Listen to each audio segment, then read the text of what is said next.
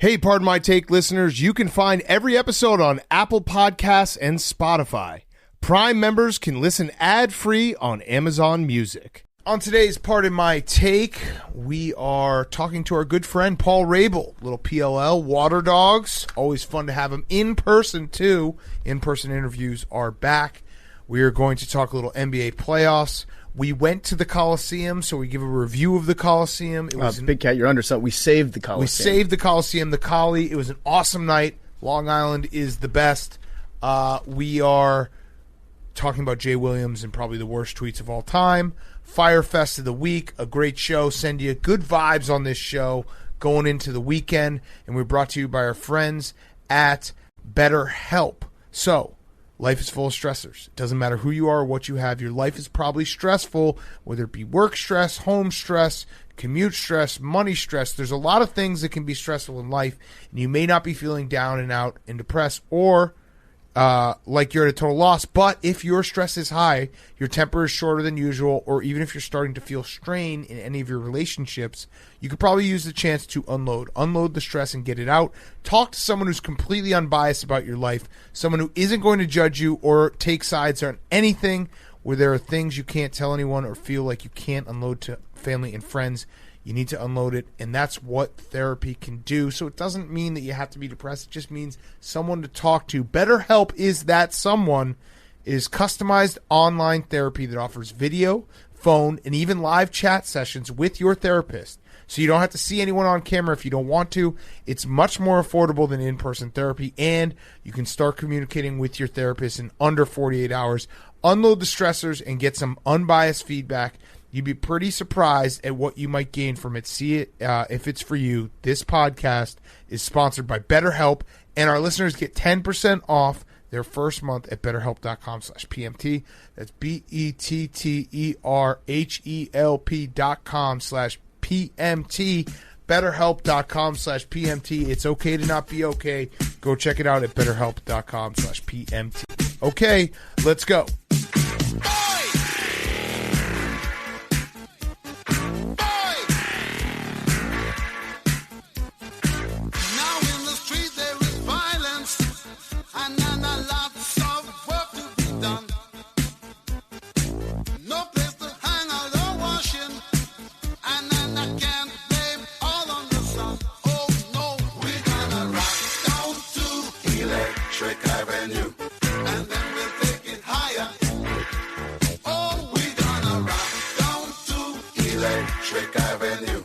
It's Pardon My Take, presented by Barstool Sports. Welcome to Pardon My Take, presented by BetterHelp.com. Go to BetterHelp.com/PMT right now. You get 10% off their first month at BetterHelp.com/PMT.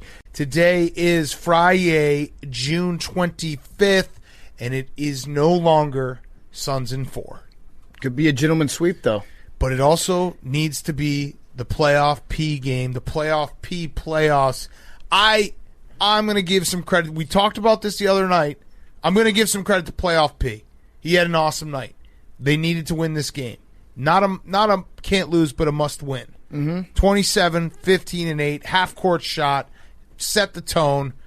The Clippers have life. The Clippers officially have a little bit of life. Reports of the Clippers' demise were greatly over-exaggerated by us. Is Chris Paul a cancer to the team? I think Chris Paul was selfish tonight, Big Cat, in that he rushed himself back too fast. Those are the two sides of the coin you have to play as an NBA analyst. You either say, like, this guy's a wimp because he's not out there fighting for his guys, or he may have come back too fast. He did. And he needed to wait. Chris Paul needed to wait a little bit longer, come back. He was not the Chris Paul that we know, but, I mean, who knows? He might be. Is he a long hauler?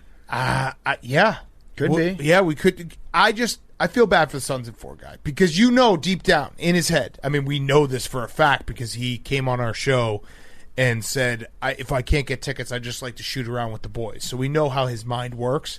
He was thinking deep down, they're not going to lose again. Suns and 4, Suns and 4, Suns and 4. Yeah. And then we win the title, and I'm Suns and 4 guy, and I basically make my entire existence. Like, if the Suns had gone Suns and 4, Suns and 4, Suns and 4, he would have been set for life. Oh, he absolutely would. He would not have had to buy a drink in the Scottsdale area ever again in his I think life. the Suns would have given him a job. Yeah, just to sit in the stand and just say Suns and not 4. to do anything. Right. Just like sit there, hold up four fingers every time a game entered the fourth quarter. He would be the guy that would just hold up 4. The arena would go nuts. That would be his life. He'd probably get a gig doing like Saturday radio on some Phoenix like local sports station. Sure.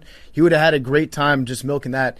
Now, if they do advance and they win the NBA championship in 4 games, if it's a clean sweep, at that point I feel like it's still kind of back on for him. He kind of comes back. This game also has an asterisk. And let's just throw it out there. Cam Payne did get hurt. He only played 4 minutes. That changes the whole series. It changes the flow. Like now this offense flows through campaign. Right. You can confidently say there's no excuses left on the table. The Clippers are without their best guy, Kawhi. The Suns are without their best guy, Cam Payne. Although, would you rather have campaign like stick around and have a like you can't make him the identity of your offense because then you lose the magic that is the campaign game that we already had, which we'll never forget. Many of them. That was the campaign game, though. Right. Until the next one happens. Which is coming up as soon as he gets healthy. But I'm just throwing an asterisk. You know what? I think it's, you have to – this story doesn't get told without starting with Cam Payne did not play more than 4 minutes in this game. The Suns also did the thing where they spread their scoring out almost evenly amongst their starters. The problem is they need to have like 4 more points per person. And they need Cam Payne. And Cam Payne to show up. If that happens, the Suns are tough to beat. Yeah. All right, so it's a series, though. You know what? We're Suns podcast. Series doesn't start until the road team wins again. True. That's true. But it is nice that we won't have because if the Suns had won tonight, and we are a Suns podcast, I would have said it would be pretty clear that it was going to be Suns in 4. Now, I wouldn't hate it if Kawhi came and played just so that way, as longtime suffering Suns fans, no one can take this away from us and be like, well, Kawhi didn't play in this series. Right. I don't want, what I'm dreading? Like the Mickey Mouse repliers on Twitter, the ones who are like, this is a Mickey Mouse championship for your Suns. Yeah. Hold this ratio on your fraud championship. List of guys that got hurt in the 2021 playoffs. Yeah. Suns didn't win a real title. No, I want to. I'm blocking those people. You know what? I want to take your best shot and still beat you as a Suns fan. Yeah. We've been waiting a long, long time since at least the Nuggets series. Yeah. So it's been a long time. Has Kawhi even been around? No, he was in the suite. They showed him in the suite. Okay, cool. Yeah, so he's there. I thought first he might have been dead, but no, he's there. Alive. He's proof of life has been proven. Okay, let's talk some Hawks Bucks game 1. Trae Young. This is the Trae Young coming out party. 48 points, as was the last game. I feel like he's had like 6 games this postseason where it's like this is the emergence of Trae Young. Yes, turns out he's just really good. I have a question for you, Big Cat. Yeah. What if the Hawks just won the championship? We're going to talk about the Islanders game in a second. How weird would that be? I DVR'd the game, and I actually think this might be my new move, even though it's only a set circumstances of being at a game and missing another game. But watching a game after the fact is kind of fun. I also beat Magic Johnson still. I watched the game at 10 a.m. on Thursday morning, and I beat Magic Johnson by 4 hours. To what tweet? To him being Were you working out on the yacht today? No, just catching up on the Hawks Bucks game 1 tweet. So I beat him to it still. So I was still very much on it. But I was thinking that exact thought. Like it could happen. Maybe. I don't really. So my biggest takeaway is Trae Young is in a zone right now where he's playing with so much confidence. He did the shimmy in the middle of a fucking 3-point shot, which shout out Trae Young because that's the most pressure you could ever have in a 3-point shot is doing the shimmy before your shot. It's actually worse than trying a contested 3-pointer. I would like to see the stats on it. I bet you that he's more accurate, or most shooters are more accurate with a hand in their face than they are doing a shimmy on a wide open. I think he had the ball for like 3 seconds before he shot it. It was crazy. It's nuts. And so he put all that pressure on himself, which just tells me he is ice cold. Yeah, so he's playing with so much confidence that there's moments where he looks like he's not trying hard because it's like he's just so at ease right now. You know what I mean? Like, some of the passes, they're just so at ease, like he's playing a pickup game. And that's where I had that thought where I was like, wait, Trae Young has so much confidence. He's playing in such a style that anything works for him. Even if he's had a bad shooting night, he's getting involved another way. And we talked about this against after the game 7.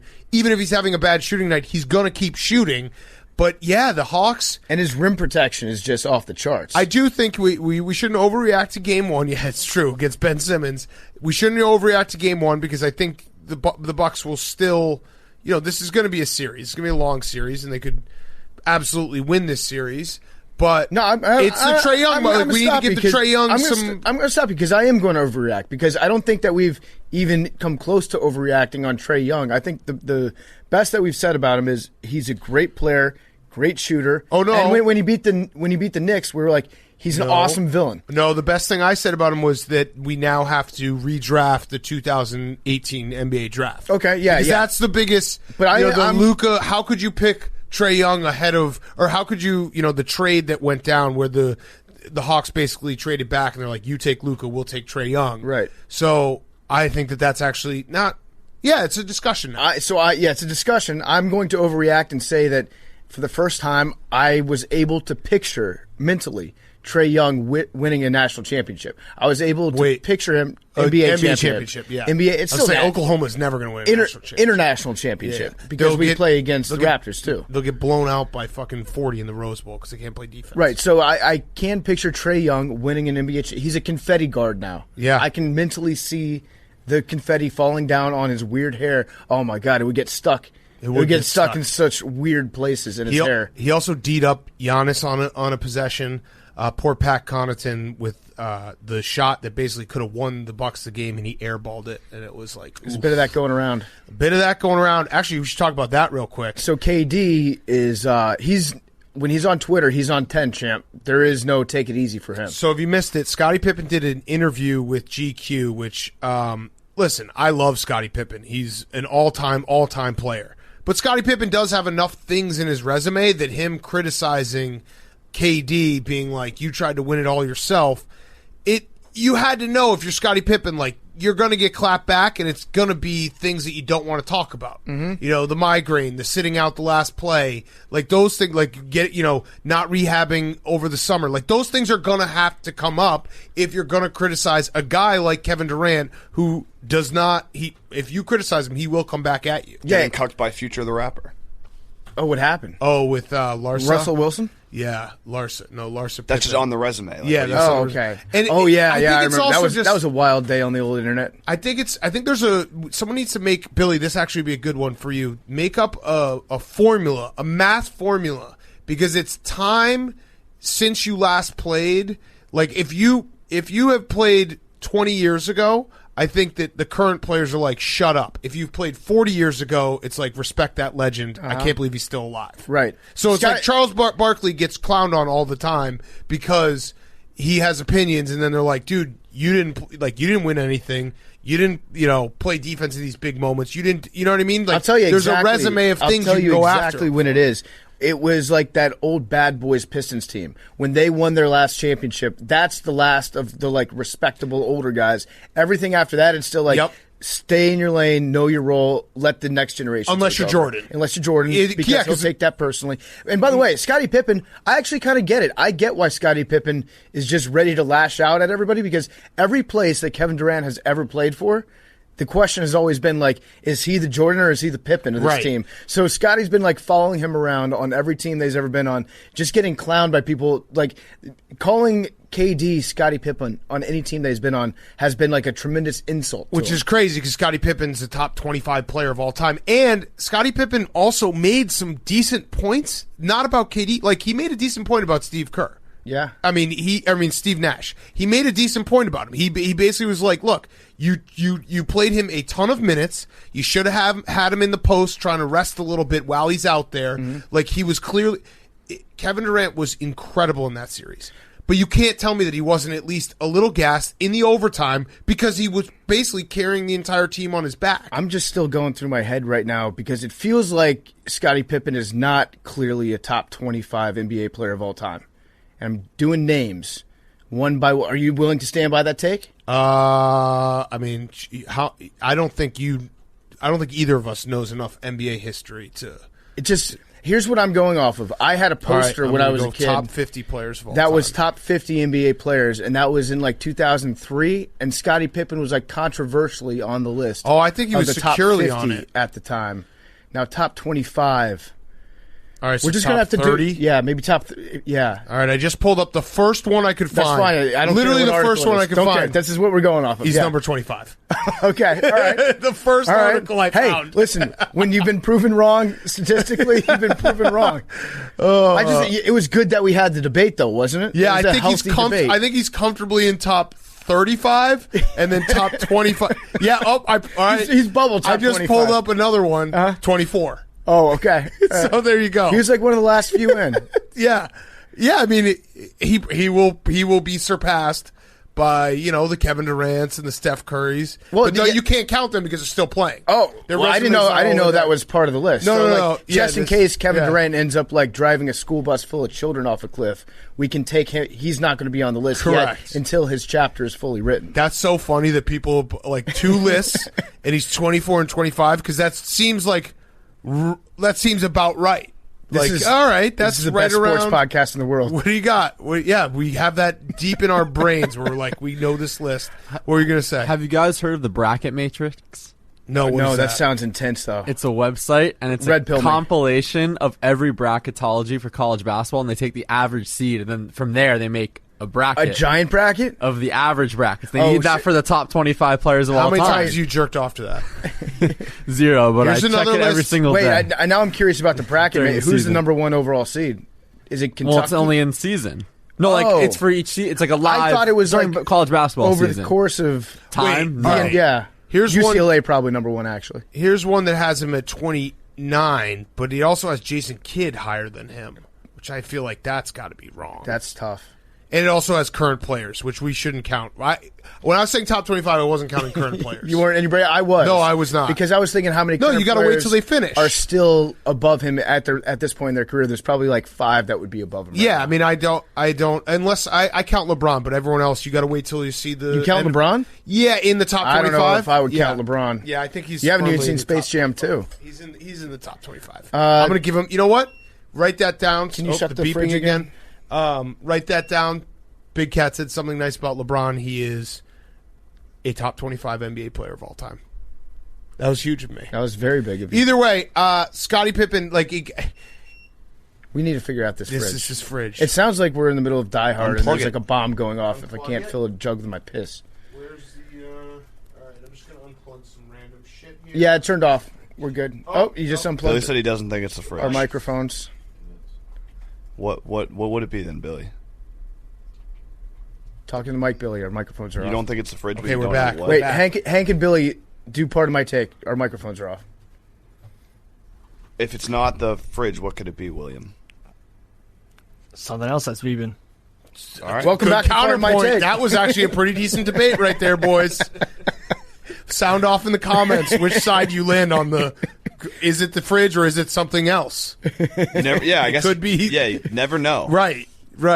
Either way, Scottie Pippen, the only fault Scottie Pippen really had in this entire commentary is going after Kevin Durant. Because that's the one guy who will always come back. And this is the worst week to go after Kevin Durant because he's coming off of an all-time performance and he doesn't have a job to go to right now. So he's just online every day. I bet you Kevin Durant has numerous Google searches set up for his own name. Like if there's an article that comes out that mentions KD, the Servant, Durant, the Durantula, he's got all those set up. So they hit his inbox and he responds pronto on Twitter. And honestly, I think he still probably does have a couple burner accounts that he breaks out, Definitely. for the real steamy stuff. Yes. But I feel like he's kind of consolidated most of his takes to his main handle. I would say probably like 70% of what he's firing off online is coming from his name. He's putting his name on it, and the rest, I just want to find what his current burner accounts are now because that's where you're going to get the real shit from him. He's given the hot takes. Okay, let's move on. We're going to before we do that, a quick word from our friends at Amazon Prime Video because the summer blockbuster, the event of the summer, is coming home with a 4th of July weekend release of The Tomorrow War, starring Chris Pratt. This is the movie event of the summer, and you do not want to miss it. This 4th of July weekend, Pratt leads as an everyday hero who is transported into the future to battle a vicious alien life force and save his daughter, wife, and world from total destruction. It is universally appealing, high-stakes premise with stories of mass disaster or threat of extinction. Tap into a universal fear of all that all people have. A-list Chris Pratt leads a diverse and compelling cast. Check it out. It's going to be, you can watch it from home. That's the best part. 4th of July weekend. It's going to be the event of the summer, the blockbuster event of the summer. So here's the dates: 6:30. Tomorrow War drops Friday, July 2nd on Prime Video, streaming worldwide. So check it out. Tomorrow War drops Friday, July 2nd on Prime Video, streaming worldwide. So go check it out. It's going to be the event of the summer. You know what? I'm going to throw it out there. We're going to do a movie review of it. Tomorrow War sounds just cool as shit. It does. It doesn't matter what the movie's about. That's just a badass title. I have Amazon Prime. Amazon Prime is great. So go check it out. Tomorrow War, July 4th weekend. July 2nd is when it premieres. It's going to be the event of the summer. We are going to do a movie review. So that is Space Jam 2 and Tomorrow War is the two movies we have to review. Fast and the Furious 9 comes out this weekend, We right? also have to review that. Cardi B's in it. We don't. We Why don't not? have to. Hank's giving us the no. It died. That franchise is over. What happened, Hank? No, I'm just not a huge Fast guy. Okay, that's fair. People will get mad at me for that, but That's fair. Fast and Furious movies are just the perfect movie to put on, and literally you turn your brain off. It's the only time my brain ever shuts down while my eyes are open. I can watch that and not remember a single thing that I thought or saw for like 2 hours. And all right, I don't want to say I'm not a Fast guy. I mean more that if we reviewed Fast 5, Fast 6, Fast 7, Fast 8, or Fast 9, they would be the exact same review. yeah. They're like I AC/DC like 'em. albums. It's the exact same thing over and over again, but they rock every time. Yeah, I like them, but play the hits. Sometimes you just play the hits. Add a few like bigger vehicles. Yes. Go to space. But check it out. Amazon Prime Video. We're Hank, still in the ad. We're still within the ad. You're saying like that's a bad thing. Like, oh, the cars are bigger this time. For you, that's a drawback. For me, it's like, hell yeah, I'm in. You are the guy, though, that said the F1 car should be quieter. Or much, much louder. Louder. All right, we're still in the ad. Tomorrow War, July 4th weekend. Check it out. It's going to be incredible. Chris Pratt. You know he brings it every time. Okay, let's talk some hockey. Well, unfortunately, the Golden Knights and Canadiens are playing in overtime right now. We will update that as it goes on. Fleury. Oh, wait, yeah. Gucci overtime challenge. Fleury, I'll do Carey Price. I'll go Reeves again. Okay. Actually, no, I'll do my guy Cole Caulfield from Wisconsin. So Cole there we Caulfield. go. What team is he on? He's on the Canadiens. Oh, So the They're calling Habitants. We were What is it, saying, Cole Caulfield? like, Nice. Canadiens, America's Buy a team? t-shirt. Yeah. Yeah, they might be. I think they might be, yeah. Well, unless the Islanders can finish Game 7. Islanders are America's team. Yeah, so we went to the Collie. We saved the Collie. Some people are saying that, not everyone. Oh, the Collie was going to shut down. It would have been dead had we not brought the juice last night. But we brought the juice. It was a hell of a time. It was a hell of an experience. So a few things that I noted. The facility is a dump, but it's what it is. You think people will be mad about that? No, I think they will readily admit that. Like, even Islanders fans, you know that everything that happens during the game at the Collie is amazing. The barn is rocking. It's the best venue in hockey to just sit and watch a game at while the puck is in play. Right. Everything beside that, they should light a match and then walk out the door and never turn back. Correct. The venue is a dump. The experience is incredible. Yeah. It was so awesome. It was so loud. Everyone was so locked into the game. There was a moment in between the second and third period where I turned to PFT and Hank and I was like, I think I love Long Island because we are beloved on Long Island. It was the highest approval rating I think the three of us have ever had inside of a building. Like, we had little kids, old men, everyone in between. We're not counting the hospitals that we visited that we haven't talked about on this show. Correct. Everyone in between asking for pictures, saying what's up. Like, it was awesome. It felt really cool. So, shout out Islander Nation. We love you. Shout out to the kid that gave me a note with a whole presentation. He gave me a note with a flash drive attached. And I thought it was going to be a resume asking to be an intern. It was just an application for us to go record at his house. And it was like, I hear you guys talk about recording at houses and stuff. Well, I don't think he realized that. Wait, Hank, we have a studio. You put the thing You in? plugged that flash drive That's in? definitely malware. No, I You did. are, No, spying he was on a us. Russian. You Yeah. are fucked. I Way to didn't. go. I We didn't plug it in. disavow whatever is on Hank's computer right Way to now. go.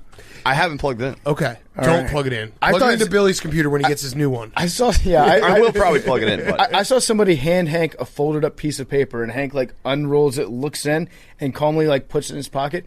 I would have sworn it was drugs. I would have sworn that Hank was just being very cool. Well, he was watching me. I wasn't just kind of like throw it away. He tried to hand it to me first, and I was like, "No, thank you. Like, I don't just take random things." The point of the message is that I thought it was funny because he was like, come record in my studio, thinking that's because that's when we were on the road. We're like, sometimes we need places to record. It's like, we're not going to go to Long Island. I don't know. We have a studio in New York. Dude, you never know. If the Islanders win Game 7, we might go to this kid's house.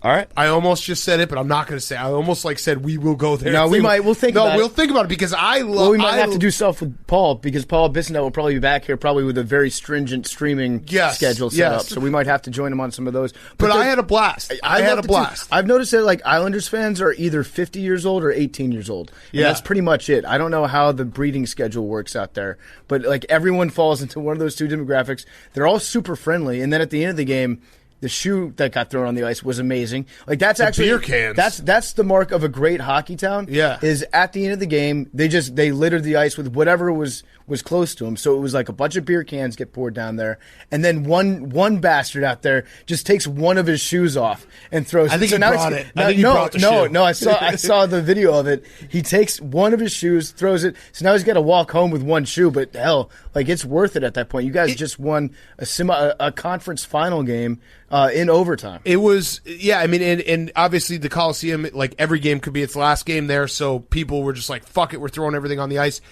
What I really loved about going to the Coliseum, it is as close to time traveling as you can get. Because it was built in 1972. They renovated it, but I was talking to Frankie Borelli. He's like, they barely renovated it. Yeah, I was trying to think what the renovations that they made could have been. They put some paint on it. Like they probably they nailed a fire extinguisher to the wall just in case something bad happened. They put an extra trash can in every bathroom so you could piss in that. But it was like it was totally it was a time travel. It was blast from the past. The Jumbotron is like there are many people in the world who have bigger TVs in their living room than the Jumbotron. Doesn't show replays. Ralph Macchio is fucking pumping up the crowd. They have like a 1986 Met there.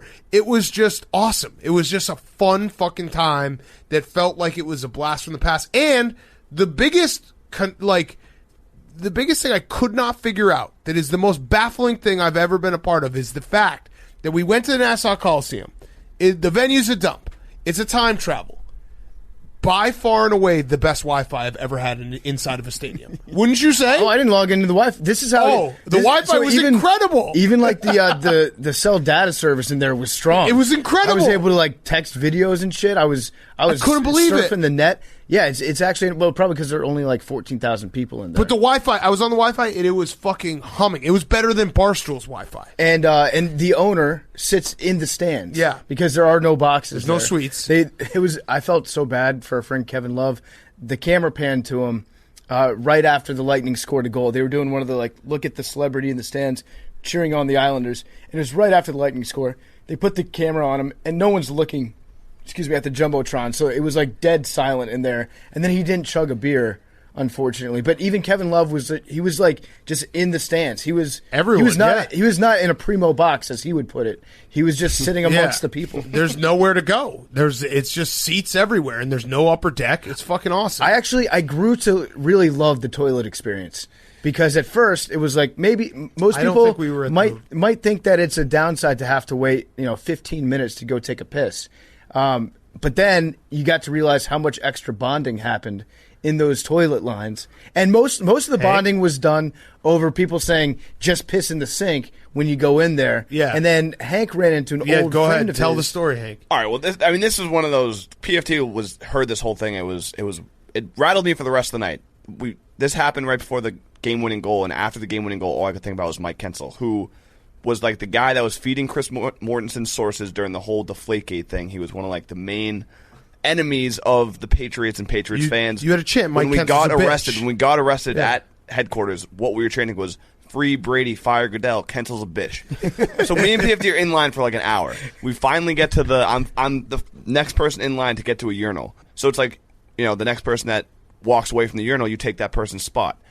This old guy turns around. I'm going to take his spot, and I had to pee really bad because I've been waiting for a long time. So I'm like thinking he's just going to walk past me as I'm basically getting ready to take a piss. He puts his hand like on my shoulder and basically whispers in my ear. He's like, "Hey man, I'm Mike Kensel. Nice to meet you," and walks away. And it had been so long that it took me like 10 seconds as I'm pissing to be like, "Mike Kensel, Mike Kensel, Mike Kensel," and then I remember the chant.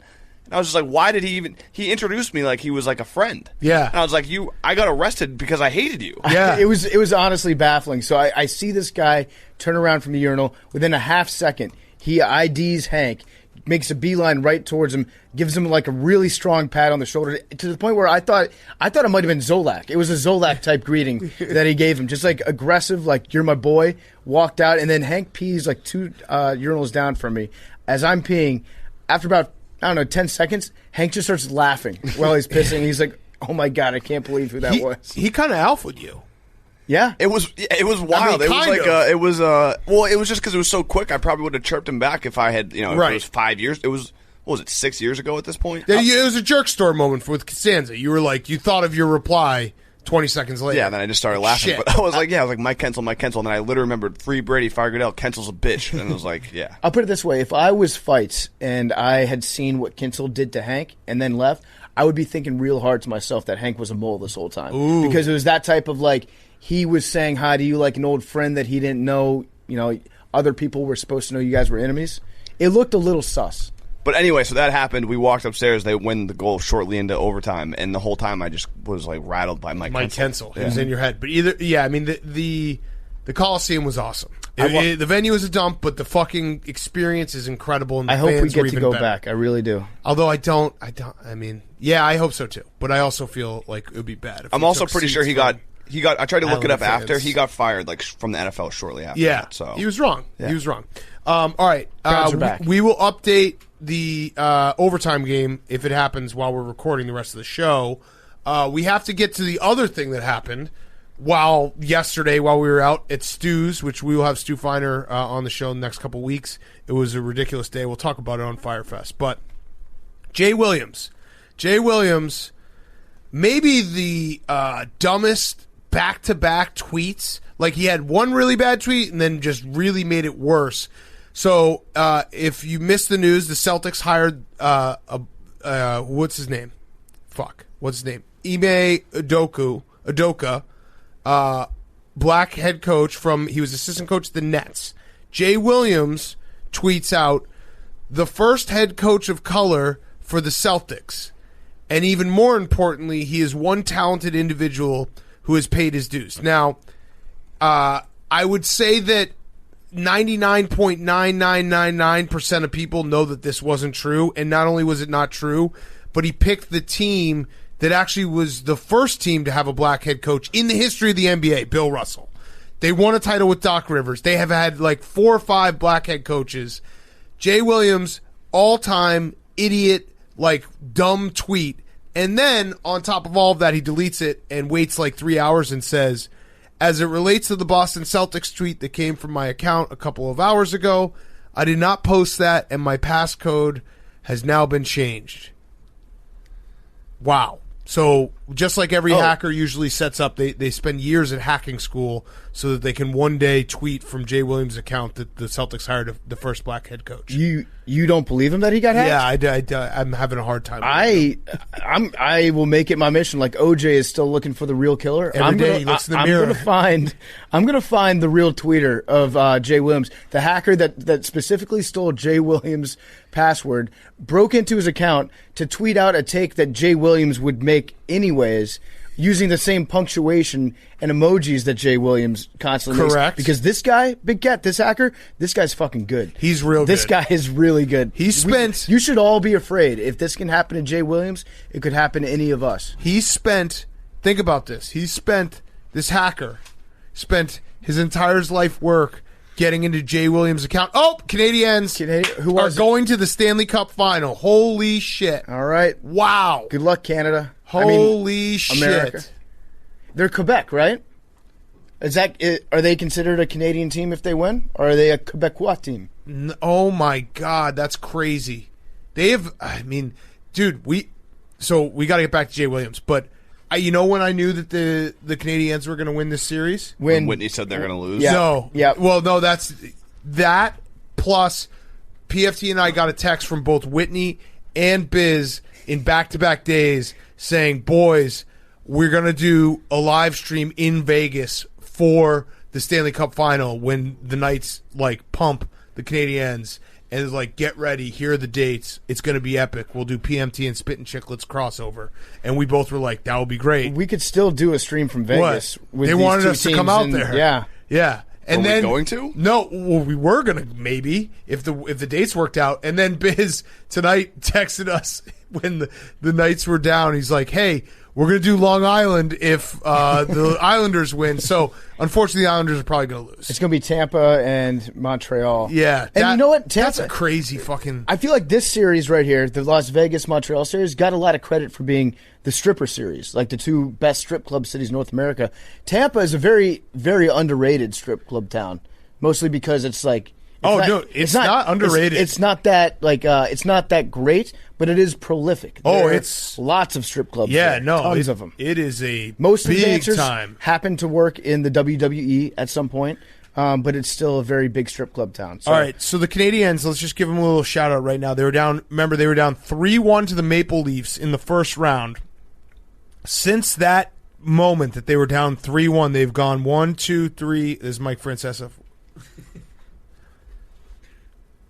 11-2.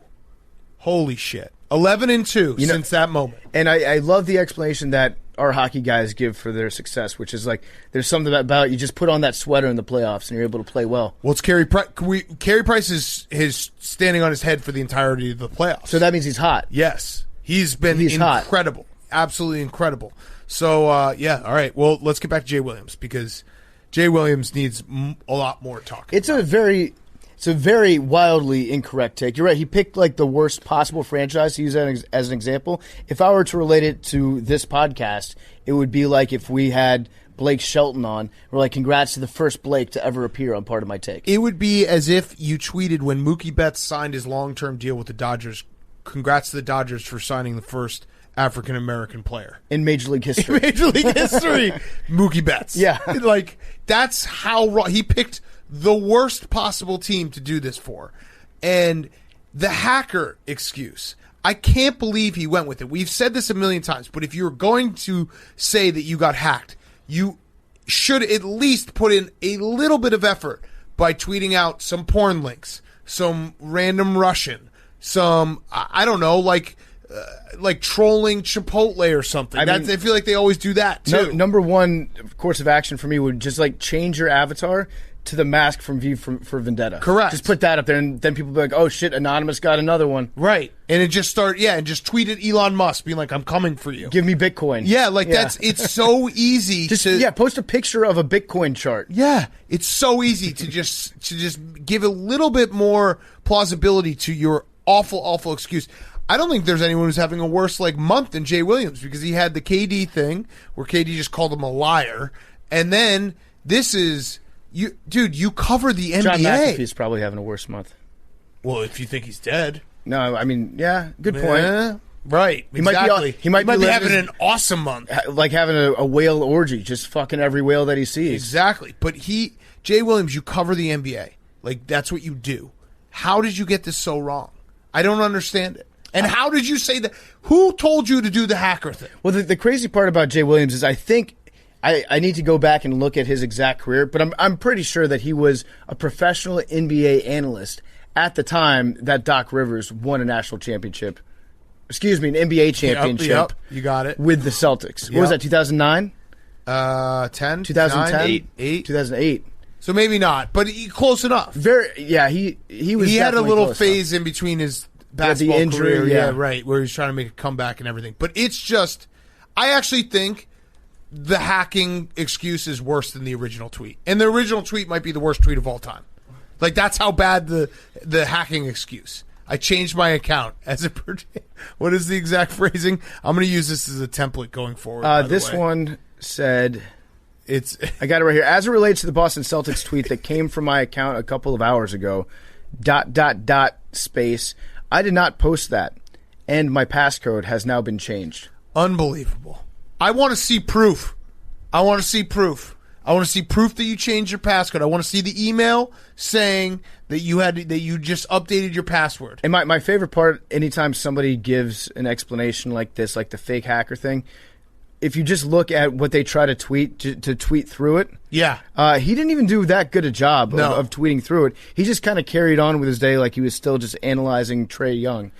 And then let's see, 343 replies to that one, 5.9 thousand replies to this one, 138 replies here.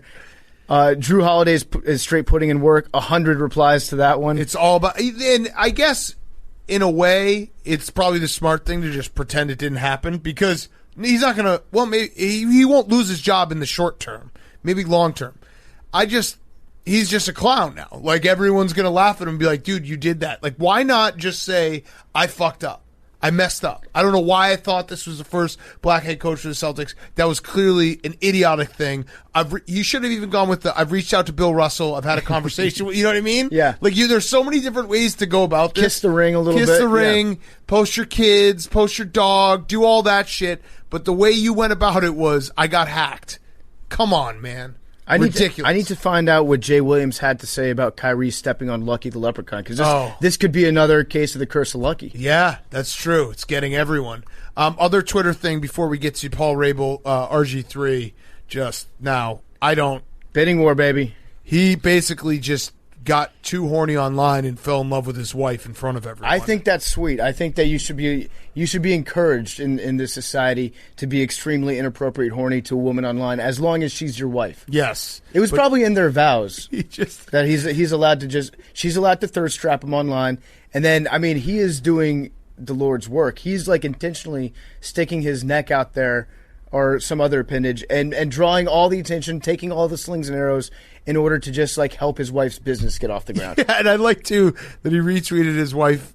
His wife was like, "Thanks for always being there for me," like RG3. Like, see, she's cool with this. It's Greta. No shit, Let's put some respect on Greta's name. Yeah, just anytime you think like, "Hey, here's a video of my wife's ass," and I'm going to tell everyone how hot she is. Just stop right there. No, I say go for it, Robert. Go for it, buddy. Well, you are horny online. I'm not horny, but I do appreciate the right of another man in this society to be horny. I think it's what our forebears fought for. But I think it's also a very underrated thing about Greta, that her her Instagram handle is Greta G3.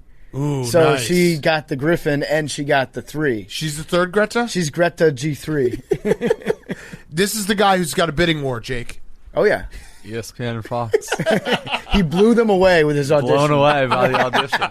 I can just picture like Jimmy Pitara and Norby sitting there watching, like they pop in an old, like a VHS tape of his audition that they recorded on, and they sit down and they just get blown backwards like the MTV commercials from like the 1980s. By the way, I just want one last thing about Jay Williams, because I do think that the playbook for him is if he loses his job at ESPN, he's going to be like the internet. He'll do a big like piece about how the internet bullied him and was mean to him. Mm-hmm. I give full permission Jay Williams to use every single piece of clip that was said in this show. Yeah. I would actually be honored for you to be like, the guys a part of my take called me a clown, and that really hurt my feelings. It sent me into a dark place. Because you know what? If he had just said you made a mistake, I'd have been like, we all make mistakes. We would have laughed about it. But the fact that you tried to tell us that you were hacked, Dude, there's never been a better situation to use the Notes app than this. Then right after that, that's all you have to do. Just Notes app it. Just put out like, not even just a singular Notes app.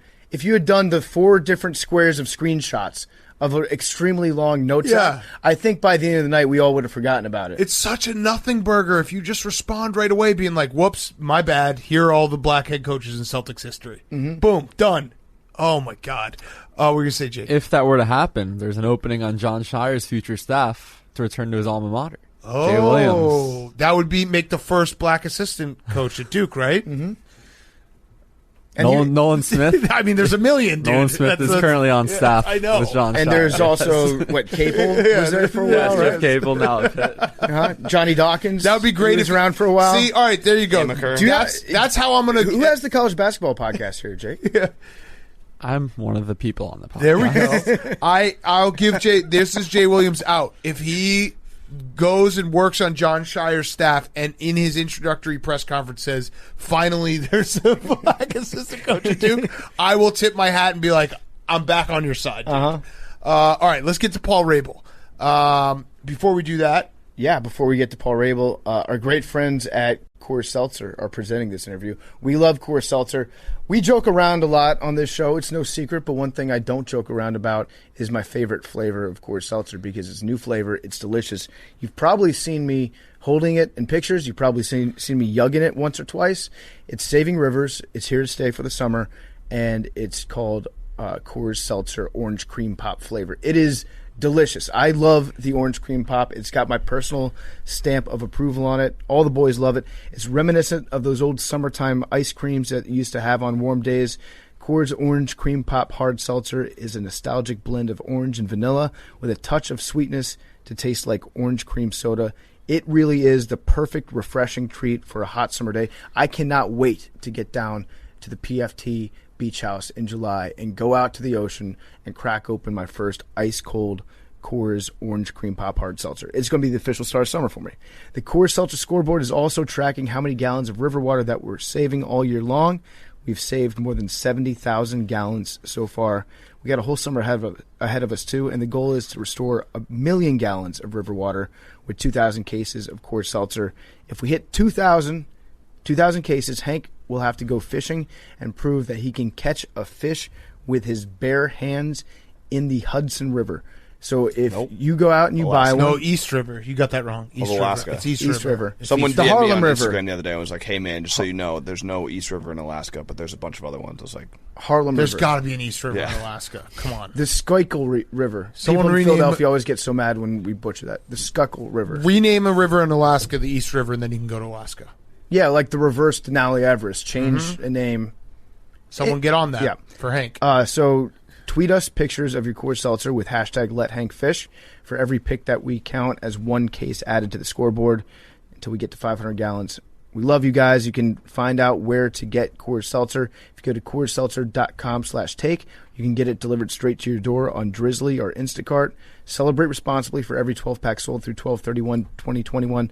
Coors will purchase services from Change the Course to restore 500 gallons of fresh river water, max 5 billion gallons through 2021. Details at CoorsSeltzer.com. Now here he is, Paul Rabil. Okay, we now welcome on a friend of ours. He is a recurring guest, a good friend of ours. Thank you. It is Paul Rabil. We got a lot of things to talk about. I don't know where you want to start. You pick any topic, and we'll figure out a way to get where we're going. Let's jump right into it. Or you can give us a number. I have a list of things. So I'm going to start with thanking you all. From over a year ago when we did our first interview, you advised me to grow the sport by showing a dick pic. Yep. And I didn't do that, but I got close to it a couple of weeks ago. Wait, no, I don't like what you're doing. I don't like what you're doing right now because you're actually getting in front of the story that was topic number 3 that I had. Paul Rabil is now officially, Julian Edelman not only retired from the NFL, he retired from being the Thirst Trap King. You are now the Thirst Trap King. You are addicted to taking pictures and videos with your shirt off. You think? Yeah. That many times? Dude, this video, we got to put it up there. But this video of you in the locker room after your first game, when everyone else is wearing their shorts and you're in your underwear, I cringed for you. Spandex. Yeah, it was bad. No, you're wearing underwear, and I think you're wearing, is it a sports bra? That was I didn't see that taken over. I was trying to figure out whether or not to post it because you could see the mushroom shape of my penis. It's the fact that everyone else had their shorts on, and you're wait, guys, we're going to do a quick video. Qualms. Let me whip my shorts off. I'm going to give out the game balls in my underwear. I've been playing this game for 25 years, and it's a quirk of mine. As soon as the game's over, I take everything off because I'm just sweaty and I want to be done with it. Yeah. So those who have played with me know that wasn't a thirst trap move. But you do thirst trap. It was risky. I've got hair everywhere. You know. You do thirst trap. I have on occasion. Yeah. I mean, it's Instagram thirst trapping? Listen, if you admit it, it actually is okay. You're just lucky because you've built a brand that like you can make fun of people, and that is the engagement. Correct. You guys stand alone. What we're doing. Yeah. You guys stand alone. But listen, everyone's envious. If I were in great shape like you, I'd probably have my shirt off all the time. So as long as you admit that, like, hey, yeah, sometimes I'll pop the shirt off because I want, Some people slide in my DMs. I'm cool with that. Julian Edelman, he begrudgingly got to that point after the famous Father's Day post, where it was just him with his shirt off, being like, "Happy Father's Day to my dad." You haven't done that yet. Was that what that was? It really was. It was insane. But the underwear thing, I'm getting in front of it. Wow. So you're saying that was attractive? That you brought it up. Yeah. Because it would have been worse had we gotten to bring it up on our own terms. Look, you guys told me to do it, a version of that. It's true. I forgot about that. Shit. What about the other ideas we had? I feel like we had a million good ones. Well, Waterdogs. Waterdogs is a great idea. You're using the neon colors. ball idea. Neon ball. Here's an idea you haven't done. Jake Marsh calling a game. We're trying to figure that out. Who do we got to talk to? Sam Floyd at NBC. So have you talked to him? We've talked to him. Should we call him? Right now? Yeah. Let's give him a call. All right, I was ready to call him if you weren't. Okay. Yeah, because I thought you were going to be like... All right, so No, Sam Flood runs talent at NBC, Universal, and NBC Sports. Just make sure you tell him that we're taping so that we can't get in trouble. Right. What are you doing? Are you texting? Okay, you're calling. He's calling. He's calling. Oh, sent you straight to voicemail. Let's try it one more time. Oh, no. Trouble in Paradise? No. All right, I'll try. This works. We'll try later in the show. No. Must be on a plane. Whose phone is off? Oh, man. All right. What are you drinking? Is that tea? No, it's vitamin C It looks like dip into spit. water. Yeah. I saw it and I was like, oh, who's dipping? Yeah. Well, it was a semi-longer night last night. So Okay. All right. So Jake, though, needs to get on a call. How do we do this? What's the latest? Because I did pass you on to their team. Is it done? Are we going to make this announcement now? Wait, I was waiting to hear from you. You're waiting to hear from me. Yeah, I've not heard from anyone at NBC. Sounds like you're big leaguing our boy Jake. No, I'm not big leaguing. Tell them. I am advocating. Am I not? Yes, you said you have influence, but Sam makes the final call. Sam makes a call, but I think we're going to get it done. Okay. So it'd be the Colorado weekend? Any game, anytime, I'll any say place. this right And now. I know they want him to do the Waterdogs game for sure. I'll say it right now. It'll be the most watched game you have.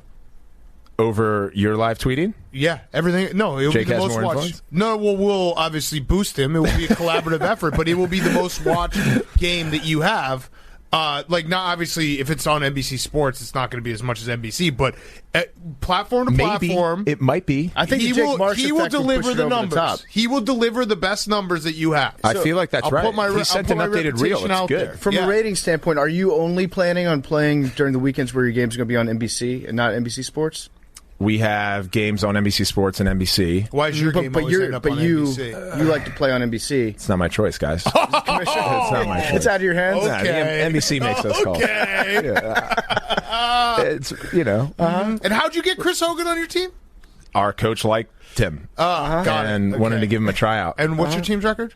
We're 1-2. Oh, really? Yeah. What Oh, are I the actually didn't know Waterdogs? that. Yeah. What are the We're 2-1. Waterdogs? 2-1. Oh, that's better. I beat them into. Well, I shouldn't say I beat a dog, but I beat the Waterdogs into shape. I used negative reinforcement to get the Waterdogs. I think it worked. They just didn't shoot the first game. I don't know who the coach is, Right. but he was on the hot seat. Now he's not. Yeah, Andy Copeland's a good coach. He came from college. He so sucked week one. Well, I didn't like. You his made that strategy. clear. Yeah, I know. Isn't this good though? Don't you want us to talk about it organically? of course. Yeah, I think it's fun. I've found my niche with lacrosse, and that is just criticizing my own team to the point where it's kind of awkward. And I listened to the show earlier in the week when you guys were talking about power play. Have you talked to any of the players on the Waterdogs? Are they feeling pressure from ownership? Are they mad at Team PMT? I haven't talked to them, but my take is that it's a love-hate relationship. Uh-huh. Yeah. They love us. We They love them. you, Yeah, but we they hate also hate when you hate them. But it's again. But they it's love it results. when you hate them. Right? It's results. And we to talk about Monday's show. I don't know when this is going to air, but we were just actually talking about lacrosse. Yeah, it I was don't know great. what the fuck you did to us, but we actually were talking about lacrosse. It's a good sport. I want to punch myself in the face. Like, what am I doing? You'll stop saying that at one point. I don't think so. I think that's part of the fun.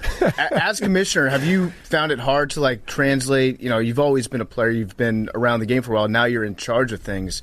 and you sometimes have to be the bad guy. So, like with suspensions, things like that, you got a player biting another player's finger off. Ooh. Like to me, I say let boys be boys. That's part of the game. It generates headlines, right? So on one hand, you're like, wow, lacrosse is in the news. That's great. On the other hand, well, there's a finger missing. On the other hand, you're like, oh, that kind of sucks. I got to suspend this guy. So, like, how do you balance that between being the bad guy and being, I'm just Paul. I'm your good buddy. So I'm not the commissioner. You're not? No. Shadow commissioner. You guys know that. I'm a co-founder. I do not know that. I'm Who not is the commissioner. So we have our head of player experience and our head of competition. So Seth Tierney and Brian Silkout run that. We have a disciplinary and conduct committee. And I actually cannot make a comment. Who runs that? It's a Mike board. Rabil? No, Mike and I are recused from any competition on field. Interesting. It's in our laws. So can you get fined? You guys know that. You have access to all the owners' docs. Yeah, I've read. I want to be the So this commissioner. is, I Make feel me like- the commissioner. I've poured through those. This feels a documents. little bit egregious. You guys know the rules. No, I don't. Wait, would you- You know that I'm not. Would you get fined if you said something? I would be potentially in legal risk. Could we if I said get something. as owners? Could we get fined? No, because you're Okay, not. good. Yeah, you're just trying to impact your team so you guys can win. We can say whatever the fuck we want. You say whatever you want. Right. I You think- could get fined for saying stuff that you shouldn't say, but this isn't out of context. If you fishhook somebody, the person who's getting fishhooked should be allowed to bite your finger off. That might be your opinion. Mm-hmm. Could we get fined for saying that a month ago you hit us up and you're like, hey, we've just finished the script for this season and the Waterdogs are going to lose their first game and then they're going to win every other game and win the title. So just want to let you guys know this will be great for us. You wouldn't get fined, but we could press a suit because of the NDA that we have in place. We have an NDA? Yeah, all What are of you, us do. Dan Bilzerian? What the fuck? We have an NDA? No, everyone knows when you rig a league, Right. everyone signs an NDA in advance. You're right. So That's right. That's right. you can't Okay, that breach NDA. the Got NDA. it. I got you. So, I got it. I'm so picking up. Yeah. So I see what you did because they're going to lose Yeah, a yeah. couple of more Yeah, yeah. games. So technically, what you said isn't exactly Right. what's going to happen. Right, but it's exactly. close. But it's pretty close. Are we going to do a 3-point line eventually? Yeah, we talked. We're going to do like logos all over the field. There's gonna For be, like- real? no. Oh, you were talking about God rock damn and it. jock when you'd have like the 5-point shot. That would be. What do you guys think? I Yeah. think a 3-point line would be cool. I think just make goals worth 4 points each. Why? Because More scoring. The higher the score, the cooler. The better. Yeah. It was Tony Khan. That was the owner of the Jaguars. do you want to see if he wants to invest in the league? Jumped in here. Really? Yeah. Yeah. Yeah. Let's pitch him. PFT's right though. More scoring. Like if the game ends 52 to 48, I guess you wouldn't. If it was 4 points, you can't. Scoregami. Yeah. Yeah. I mean, our game was high scoring on NBC. What was the final score? 15-14 in overtime. We lost. Let me ask Okay. you this: if you just You went out didn't there, watch that game? No, that we was watched the game everything. you napped. Dude, I fall during. asleep during all these games. I can't believe that. If you go out there and 1 weekend the net is 1 inch wider and 1 inch taller, does anybody realize? Yes, the players would, but the fans might not. By an inch? Yeah, big time. Well, the goalies suck anyway. What's up with that? What's up with that take? They What do you get like mean? 20 saves in a game. They're ridiculously talented. I feel like every shot goes in. Every That's shot not true on at goal all. goes in. All you got to do is shoot it low. They can't get it. It's a more difficult save when you shoot low, but Right. I know. I'm not. Listen. I'm not saying that it's a goalie problem. I think it's just they're set up to fail. I think you said it was a goalie problem. Might have on been. the I Monday might have show. said that. I might have said that. But they are set up to goalies fail. do suck. Yeah, Yeah, they it's suck. both. Does- They don't suck. Who's the best goalie? I can't say that. The best goalie Yeah, of all time. of all time. All time. Is it Dylan or Cody? I would say probably. It's a good question. It changes over time. I mean, the best goalie that I played with was Jesse Schwartzman. And how many saves did he get? Like, what was his percentage? He would save the ball 65% of the time. See that? I guess that's okay. So that's where I struggle with it because, like, you think hockey goalies are in the 95%. You know what I mean? They're Like, that high? Yeah, 90%. Yeah. Like, But that sucks. That's why I don't like watching hockey because it's so goddamn hard to score. That what changed hockey forever was Patrick Waugh doing the butterfly. yeah. Yeah. Because they never got down on their legs until that happened. So what's- everyone was shooting. What's the butterfly going to be in lacrosse? Blaise Yeah. Riordan does it. What does he do? He literally drops to his knees and he keeps his stick high and then he soaks shots in the midsection and his. Does he wear a cup? He soaks Yeah, shots. they wear huge cups. It's no longer cups. They basically put pillows. Wait, what's the guy's name? Blaze Reardon. His name's Blaze? His name is Blaze. You know Blaze Reardon. We've talked about Blaze Reardon on the show. Yeah, he's goalie of the year. He's really talented. I feel like I could score on him. Depends from where you're shooting. 10 feet. Probably. Yeah, that's my problem. See, 10 feet's close. If you're- also, here's my problem with lacrosse is I feel like if you just run as fast as you can right in the middle and just shoot it, you score every time. That's right. But defenses are gonna try Do to stop stuff, you from yeah. You doing get jammed that. up trying to do that. But Yeah. I guess I get frustrated because I'm like, dude, just fucking run in the middle and shoot It seems that way. Don't you feel that way when you watch basketball? Why doesn't a guy just like you see LeBron cut and dunk 3 times a game? You're like, why doesn't he do this every time? No, you know what it is? I just solved all of lacrosse. You need to have charges. You would want charges? Yeah, So- that would be awesome if guys Get could run take a into? charge. Yeah. On the grass. Yeah. It'd just be like more penalties. Do you feel like it's Yeah. hard to tell what's going on? Charge. Guys You like taking charges? charges would be sick. And that solves the game. Yeah. We're going to get back to Paul Rabil in a second. Before we do, I want to talk to you guys about Shady Rays. We love Shady Rays here on Part of My Take. They are the official shades of PMT. I wear Shady Rays every day of my life. They look great. They feel awesome. They've got the best rebate and warranty in the industry. If you lose them, if they get damaged, they will send you a brand new pair. No questions asked. You're going to lose some sunglasses this summer. The sooner you accept that, the better. If you lose them, if they get damaged, boom, new pair of sunglasses, and they're great. They're awesome quality sunglasses. They look like they're super, super expensive brand names, but they're very affordable. With the promo code PMT35, you can get 35% off your entire order. 35% off your entire order with promo code PMT35, so you can get a pair of polarized shades for as low as $31. Stock up on high-quality polarized sunglasses for the trips to the lake or a much-needed extended vacation. It's one of the best deals that we'll run here. You go to shadyrays.com, use promo code PMT35, get 35% off your entire order. It's actually rare that they do a sale at the start of summer. Now's the time when everyone's going to be buying sunglasses, but they're giving you a special discount if you go to shadyrays.com. Use promo code PMT35, get 35% off your entire order. Go to shadyrays.com. You can find their newest and best selection. Now more Paul Rabil. When you were when you scored that goal the other week, the one where you like caught it in the air, you jumped in the air, caught it, and then took a couple steps and shot it. Yeah. How quickly did you get on the phone with ESPN and be like, "Hey, you have to make sure that this makes the top 10"? As soon as possible. My goal. Yeah, as soon as possible. My goal has And to. I'm get not on. talking 7. I want it number 3 or higher. Right. And it got 9. Yeah, Oh, it? that was tough. Pissed. Okay, yeah, that sucks. Yeah. How is it going, though, for real question? How is it going overall? Like, I feel like you guys, I do nap during the games, but I do also have found myself, I don't know what you've done to me, but I genuinely do enjoy watching lacrosse. Yeah. Maybe not the Waterdogs week 1, but like, how's it going overall? Do you think you've hit some of the marks that you've set out for, or is it, you know? Yeah. I mean, it's gone really well. So we've expanded. When we were first in here, we were talking about competing with MLL, and then we merged with them this offseason. So we are now just a singular professional outdoor lacrosse league, and all of those players that were playing in ML previously either came on to new teams or are hoping to get onto a team. We expanded from 6 to 8 teams. Was that a hostile takeover? It wasn't hostile. It wasn't friendly though. It sounds like it wasn't. Not an It wasn't amicable friendly at takeover. first. Interesting. Back in 2017. Right? How How many? many- We're the big swinging dick on the block right now. You have to join us. And that never happens in pro sports. Yeah. It's usually the upstart league tucks into the existing one. How many teams did you guys resorb? All of them into perpetuity, but we just expanded one team with the Canons. Cannons, okay. There's a team I was drafted to and the team that I got traded to Got it. this offseason. Right. Got it. Which happened organically. By your brother, the commissioner. Got it. And also the team that Chris Hogan plays for. Right. That So- just happened to happen. Right. So yeah, when can we get a big check? That's what Soon. I'm mostly interested in. So let's continue to talk about the PLL on this show.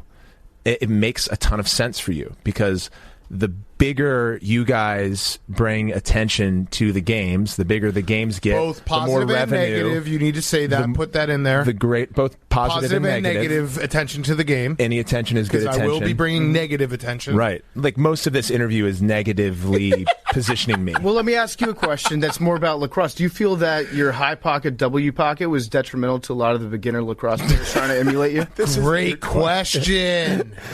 Who wrote that question? I said what I said.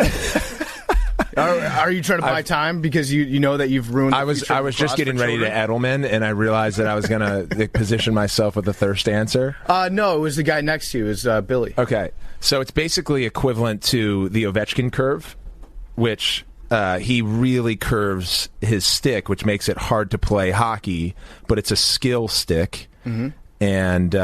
And what happened was when I first started playing, that's when radar guns were introduced at the professional level, and then the game became all about who can shoot the fastest, and people start, getting big pockets and tightening their shooting strings, and then they can't play the game well except they can shoot a ball hard. Okay. So that's probably the answer to your question. It fucked up the skill at the youth level. It was kids just trying to chase a fastball and not develop all the other stuff 100%. that has to go into a game. It's like going out and just being a good three-point shooter. Yeah. Well, Steph Curry has ruined basketball in a way. You think so? Have you thought about doing like Paul Rabil camps to make up to the children where you go around and you teach the kids the other important skills? I was literally lacrosse, like how to play Crash on guitar and all these other things that you're going to need to know?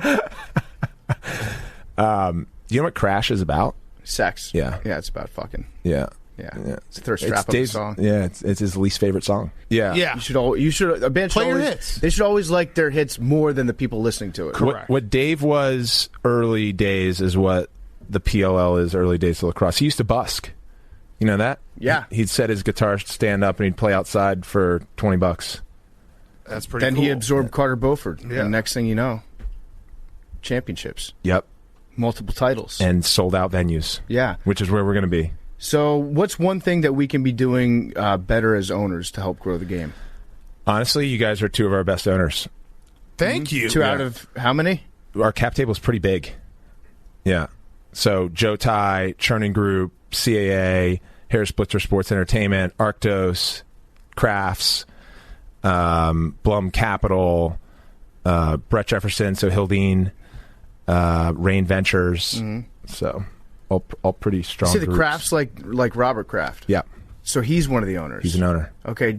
Did you feel like a little bit left out that you weren't invited to chip in on that birthday present for him? No. They dropped off the Bentley? No, I'm a lacrosse player. I can't contribute to that. Okay. What's this man up power play situation? Like people keep coming at me being like, It's "Hey, ridiculous. dude, it's man up." It's like, dude, they say power play. It's a fucking power play. Okay, so you're saying that? What? Yeah, Paul of course. Rabil, the greatest lacrosse player of all time, is saying it's power play, not man up. Everyone, shut up. Yeah, because what you have then on the women's game is they're saying woman up, and it's become a gender thing. And we could just say you could say player advantage. Mm-hmm. That was the other thing we thought about. Nope.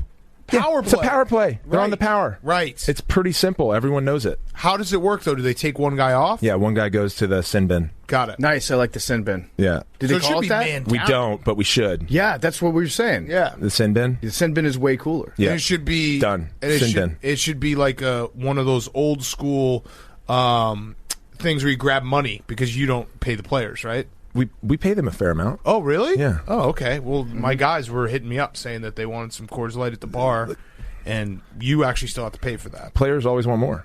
Yeah, that's true. Did you get the tab? I saw you were going to pass it through. Wait, don't Yeah, I'm answer gonna- that question. He's the shadow commissioner, and Well, that no, could be illegal. Remember, Mike Rabil is the head of the CBA, is head of the players union. Is that right? Do I have that right? No. No, it's your dad that's the head of the players That's union. right. How many vodka Red Bulls are we allowed to buy for our players per week? That's not in their rider. So you could probably... Is there a cap? No. No cap? No.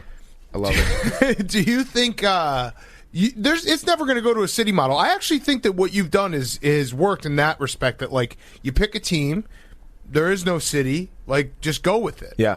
I think we could as it grows, but right now, just looking at the audience size objectively and where audiences are all over the country, And then what we did with our network deal with NBC is like, let's optimize for distribution and viewership, and let's try to be where our audience is, so let's go on the road.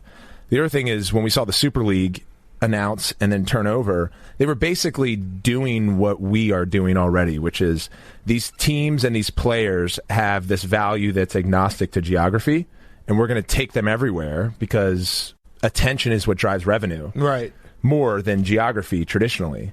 But geography still has a big pull, so as we grow, we'll probably flip to that. And if we did, where would you guys take Waterdogs? I was going to say Seattle, just because then we could be like, we're bringing a Bi-coastal? Well, no, just a big like press conference. We're like, we're bringing a professional franchise to Seattle. It's like the Sonics. Well, yeah, I think dude, it's the Waterdogs. Maybe like, no one watches it. What's the biggest city in America that doesn't have a professional sports team? The ones that typically don't perform well. It used to be Austin. Yeah, it might be Louisville. Louisville? Let's see. That'd be good. Georgia, Hawaii. Atlanta has had a number of teams come in and leave. Yeah, I'm trying to think. Where would we go? What city do we always trash? You guys don't like to travel. I'm surprised Cincinnati. It just wasn't like very fast. Cincinnati, New York. yeah, Cincinnati would be good. Honestly, probably Vegas. Cincinnati would be good. Vegas would be that's sweet. Everyone's going to try to get Vegas. Cleveland. Yeah, Philly would be funny. Riverside, San Bernardino, Ontario, California.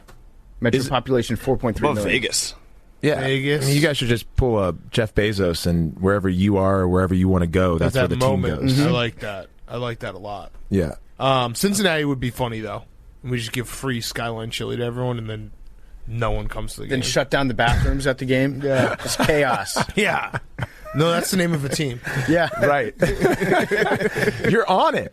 Wait, it's chaos? Yeah. Oh shit! I thought it was Chrome. You're secretly I thought it was Chrome. upset. It's Chrome and Chaos. Got it. Yeah. You know everything about the PLL. Chrome, Chaos, Redwoods. Yep. Whip Snakes. Don't give me any more, Billy. Your team. Waterdogs, Cannons. Yep. Two more. Atli. Yep. Atlas. That's right. Both work. One more. There's another one. Very, very forgettable team name. It is. No, don't give it to me. What's the first letter? It's an A. It's an A. Arrows? Nope. What is it? They use arrows. I don't fucking know. Archers. Yeah. Archers are kind of like cowards, right? When you think about it, they just stand all the way back. And they're like snipers. Everyone. Yeah, they don't get their hands dirty. Legolas. Right. They're just fucking.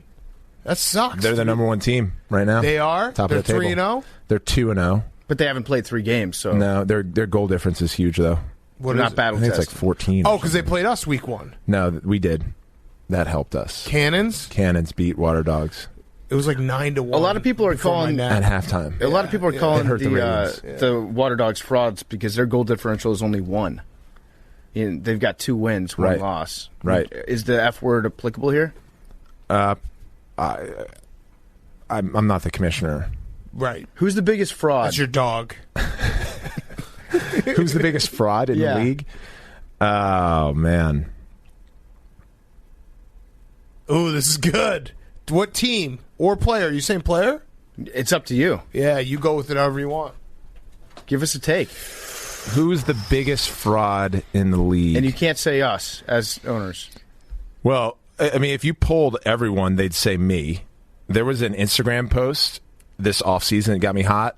Eddie Glazner, who's a defender for the Redwoods currently. Yeah. I think he's one of their captains. He uploaded an Instagram story of his buddy, and it just said, Rabil's a fraud. And I screen grabbed it. Whoa. And I saved it as my and now home he's screen. suspended for life. He deleted it. Oh, okay. We did not suspend him for life. Okay. You killed him. But we haven't talked. I unfollowed him. He's out. I got that's petty. worse. I like got that. petty. Worse. The Instagram king unfollows you. The thirst trap king. You noticed that unfollowed him. immediately. Wow, that's actually awesome. All right, you need more of this. This is good. Bad blood. So Right. why don't you fight him? I mean, I would. Can you fight in lacrosse? Yeah. Oh. Well, we got to sell that more. Yeah. There was a fight in week 3 of our first season, and then what's happened, was probably why the games have been so competitive, are the 2020 tournament was 20 games in 14 days. So it was basically like a playoff. So the competition was so high that it spilled over into this year, and the first 2 weeks everyone's acting like this is single elimination. Yeah. So when that happens, fewer people take risks and there's less casual play. And anytime there's a fight, you're making a 5-minute trade on both sides. 19 players dressed. We need a goon. You need a goon, or you need like a big score difference for a tilt to happen. Can we look into hiring Tom Wilson? I think we have someone sitting in this room that's our goon that could go into war mode. Billy Bean Take war out mode their team? best guy. Can we? I don't think anyone would step to Tom Wilson except one person, Brody Merrill. Brody. Brody's the toughest motherfucker I've ever seen. What are his in stats? lacrosse? So I think he's 38, but he Tom was would beat the fuck out of him. He'd break his hip. he held the heavyweight title in the NLL for probably 7 years. He's a big fucker. He's 6'5", from Ontario, and chucks left and right. Okay. And yeah, he'll fight anyone. When was the last time you got into a fight? Because people are saying that you're scared, that you won't fight anymore. They are. You're like, I haven't fought an Instagram outdoor. pretty boy. Yeah. I heard that as well. Yeah. People are saying you're scared. The last fight I got into was in the NLL, and I was traded the next day. Oh. Yeah, which wasn't great. Did that have something to do with the fight, or was I it thought I late? did all right. I hung in there. So Interesting. are you hanging? I hung in the hole. Mm-hmm. Chin to elbow, jersey grab, reach, only counter. Okay, so you wait for him to swing, and then That's right. you manipulate him with the grab arm and try to get your one like a precise shot in. Yeah, or you use the jersey grab to pop the nose. Yeah, the jab. Boom, boom, boom. So you're saying that you're not afraid to fight now? I'm not afraid to fight, but I wouldn't consider myself a great fighter. Okay. And I also think it's a bad trade. No one wants to go in a penalty box for 5 minutes. Yeah. Sin bin. But yeah, And the sin bin, we yeah. call it the sin bin in Right, lacrosse. right. You're right. How many weeks are there this season? There's 11. And when does it end? September 18th. That's going up against football. I know. All right, But we let's have not an do that NBC next window. year. Let's not do that next year. So you want to truncate it further? I think I mean- you start a little bit earlier, but you can't. I'm just being. Well, now that you signed your docs, you can come to the board meetings. Right, and I'm give just that saying input. that's a bad idea. Right. I don't disagree with that. Yeah. Yeah. We got to clean that Football up. is a juggernaut. It is. I mean, it's just. That's not. why you guys are coming to the championship. When is that? It's in DC. When is that? September 18th. Won't be there. What day of the week is that? Saturday. It's a Saturday. It's a Saturday or Sunday. I'm not going to be there. You are going to come. No, I'm not. Even if the Waterdogs aren't there? No, I'm not. Sunday the 19th. Sunday and Sunday? 19th. Yes, Okay, Sunday Even and 19th. more not going to be there. Has the NFL started, But it's though? at noon. Yes. The NFL has started, or they Oh, start okay. next Well, week? Yeah, then we'll just be there for Yeah, we'll be an there. hour. It's at noon. Yeah. Let's see what the No. football team schedule is that Even weekend. But you if- know what? I speak for the we have regular gambling now. fan, But now that you regular signed, owner. you can't gamble anymore either because you signed. We need to get some stuff into the Barstool Sportsbook app. All right. So I know we have some fun, but I do kind of consider myself a lacrosse fan now. It's Yeah. fucking crazy. I don't know what you did to me. I actually watched the games. I fucking watched the game on Peacock. Yeah. It's great. You guys, I mean, not to get sappy, but you guys have been with us from the start. It's true. We broke news here Yep. that we were going to expand. You guys named a fucking team. Yep. Which awesome name, awesome colors. We do have the best colors. Yeah. By far. I love the colors. Literally from scratch. Yeah. So and now this obviously Your leads owners. This leads up to the big announcement we had here today.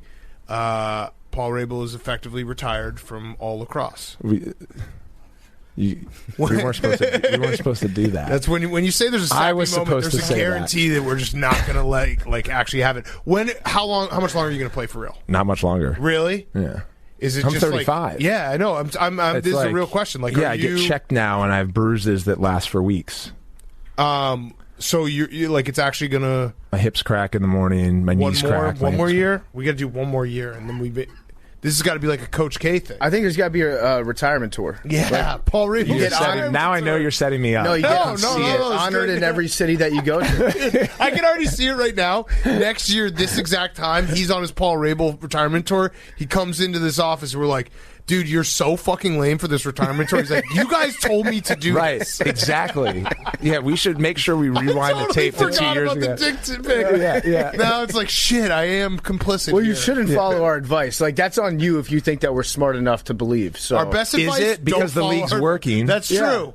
And I really Who's do think Machiavellian here? I weirdly do think that I have found like making fun of our own team is so much fun. Right. So, like, I've found my way to talk about lacrosse. Last year, I didn't really know how to talk about it because I actually like to bully my own team. Doesn't Jerry Jones do that? Yeah, but not as actively as we do. It's fun. Yeah. So if we lose, it's a problem. I actually support the boys. Yeah. We have a good cop, bad cop thing. Yeah. I love our team. They love you I guys. think they're perfect at everything, except for week 1. Yeah, right. And shooting the ball. Like, there's something about a coach that can't get the boys ready for week 1. Like, that's a serious concern that I have. Wait, week 2 is great, We but played them. So were you like, these guys suck?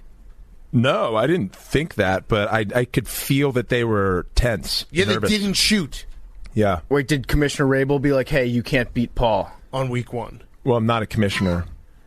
Right. Your brother's the Wink. CEO? Yeah, he's the CEO. Oh, interesting. Yeah. Do you think that there's like certain players that feel bad if they make you look stupid on a highlight, or if they like No, it's the check opposite. you and knock you off your feet? It's the opposite.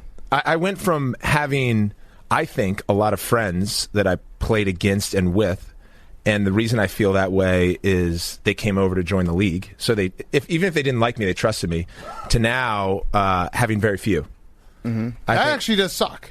It sucked. Yeah. Yeah. Do you want, when be you friends with us? Yeah, you Like, can I be feel friends bad. with I thought we were friends. Yeah, no, Not. best friends, really good friends. But that means so that's another thing. Like once you retire, you'll probably gain some friends back. I don't know. If I retire, then I'll sit in here and you guys, we can talk about commissioner stuff. And Right. commissioners are hated. So I just think I'll keep being in that place I'm seeing. Do we have any other? until I get out of lacrosse. Do we have any other questions? Oh, Billy had. Are you playing better second week to prove your girlfriend you're actually the GOAT of Lax, like you said you were? Playing better in the second, so I was shitty in the first week? Yeah, that's what Billy. I thought I was better in the first week. Yeah, no comment. Okay, no comment. Is having a girlfriend good for lacrosse? I think having a girlfriend is a good thing. Mm-hmm. Yeah. Is it good for our sport that we care so deeply about and want to grow? Yes. Are you going to have the same amount of time to commit to lacrosse as you did in the past now that you've got a girlfriend? Well, in my heyday, when I was actually playing my best ball, I was married. Mm-hmm. And then I stopped being married and started playing my word for worst divorce? ball. And I retired from marriage. Things happen. That was my first retirement. Yeah, no, I think that. I think there needs to be like wags in lacrosse, like there are in soccer and hockey. Yeah, and I actually think that's all good. It should be mags. It should be moms. So the players' moms That's smart. should be in the stands, because if they're anything like soccer moms or hockey moms, they fucking hate each other. And they hate like each other's children, and they get mad when their son doesn't do as well. You get the moms in a little group together in the stands and let them duke it out. Have them like throwing beer on each other. That's what you The need. moms duke it out Yeah, the amongst moms. themselves, not with Yeah. their girlfriends. Parent fights play. Yeah. Dad's running on the field and trying to punch people. Right. Yeah. That's all fun. Right. And what do you guys think about the refs? The refs, They're great. They do a great job. they do a great job. Good. Yeah. It's a thankless job, right? Right. No How one much grows do you up pay wanting them? to be a ref. There was a clip of I have yet to play a game where we get more power plays than the other team. Right. Like, I have an issue with that. With the Wow, you're gonna officiating. get fined for this. But how much do you pay? How much do you pay them for real? They get paid their quote as they're not officially unionized, but they're a cohort of refs. I'm just thinking like where I should start to buy them. We should just buy all the refs. look, like man, if the refs get paid you have your $1,000 per Carta. game, Right. we You can showed me your Carta link. Where do they hang You out? have Yeah. stocks now that are into your. We can't talk about this. Right. Okay, that's fair. So that's fair. You can't pay the refs. What if the owner's unionized? Yeah. Have you thought about that? Yeah, I'm not sure that's a thing. yeah. Owners, former union, there's power in the union. did. Working The way man. that- the way that us and Robert owners- Kraft, the working man, sticking together. The way the owners unionize is they just fire us. Right. They fire the front office. I think it's called collusion when owners do it. Now that I think about it, Yes. different side of the coin. All right. Well, give us one. Let's end with this. What's one thing we can do better? What can we do better for you? Wow. Wouldn't have thought that I would be sitting here with that question. So I'm being genuine too. I know. I'm like, this is a big. This is like a genie in the bottle. What I can do, and we're not going to reverse it on you. Yeah. Once you get sincere with us, nope. We're going to take it face value. Yes. Host a water dog on the show. Oh, okay. Yes. Like an actual water, Yes. like a Newfoundland. Yes. Player. No, I want to actually have I want to have Drew Snyder. Yeah. And also our goalie's cool. Drew's got a talented girlfriend. She's a musician in Hollywood. So we want Drew, not a mag, but a wag. Okay, what about the guy with the long hair and the mustache? Mickey Schlosser. All right, Yeah, so Mickey him. Schlosser's cool. I think you know what? We'll have Mickey, Drew, and the goalie Dylan. It's Mikey. Mikey? Is it Mikey or Mickey? Mikey. Mikey. All right, Mikey. But it's spelled Mickey. Yeah, M-I-K-I. See, this shows I'm not really a commissioner. I didn't even sign his All deal. right, so Mickey, Dylan. Dylan is our He's gonna fucking hate me for that. Yeah. That motherfucker doesn't know my name. Well, Jake got it right because he's going to be announcing a game. Yeah, thank you. Dylan is our goalie. Dylan's your goalie. Yep, good Dylan, guy. And Drew Snyder.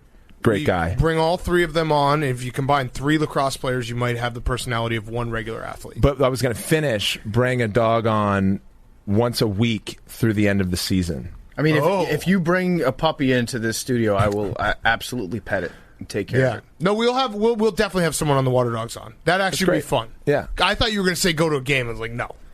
I think it's going to happen organically. You love the PLL. You know I it. do love the PLL, but I'm not going to. You're trying to reconcile with it internally right now because you grew up hating lacrosse. I didn't even grow up. It's never crossed my mind. Right. So, and now it's all in your mind. All I think about. I woke up this morning, and I swear to God, first thing I thought when I got out of bed, I was like, "Does Paul and Rob Pennell not get along on the Atlas? Is it like a Kyrie LeBron scenario?" Yeah, that's what I was thinking too. Neither of us play there anymore because of that. Oh, good question, Billy. You fuckhead. Blew up the team. They had to blow. No, I actually, we both got traded off of Atlas.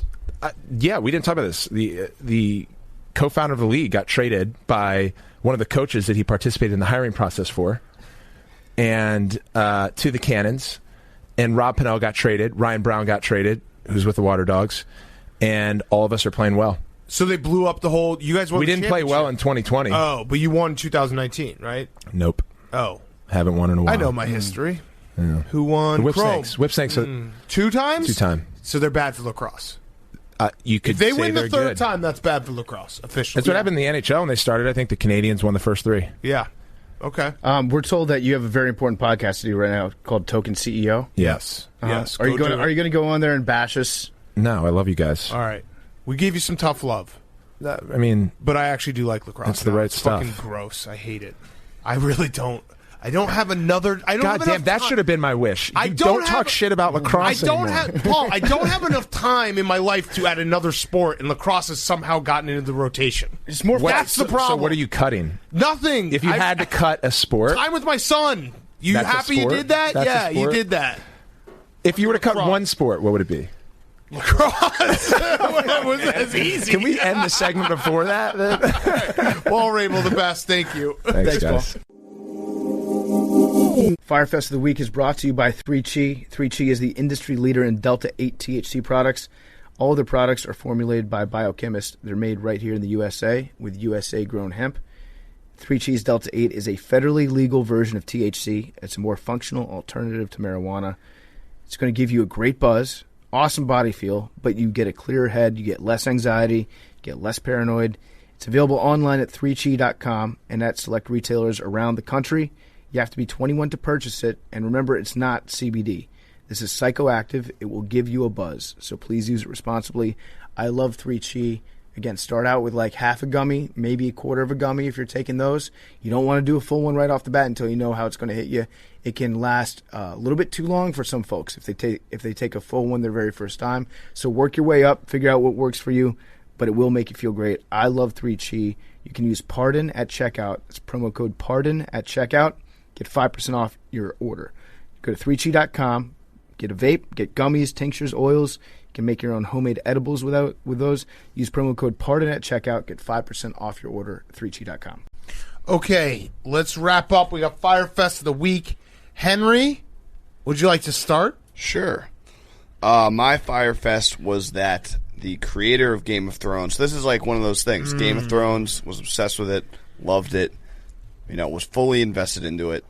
8 seasons sucked. Took me a long time to get over. It was just a shitty feeling when you're so invested in something and then it just, gets wasted away.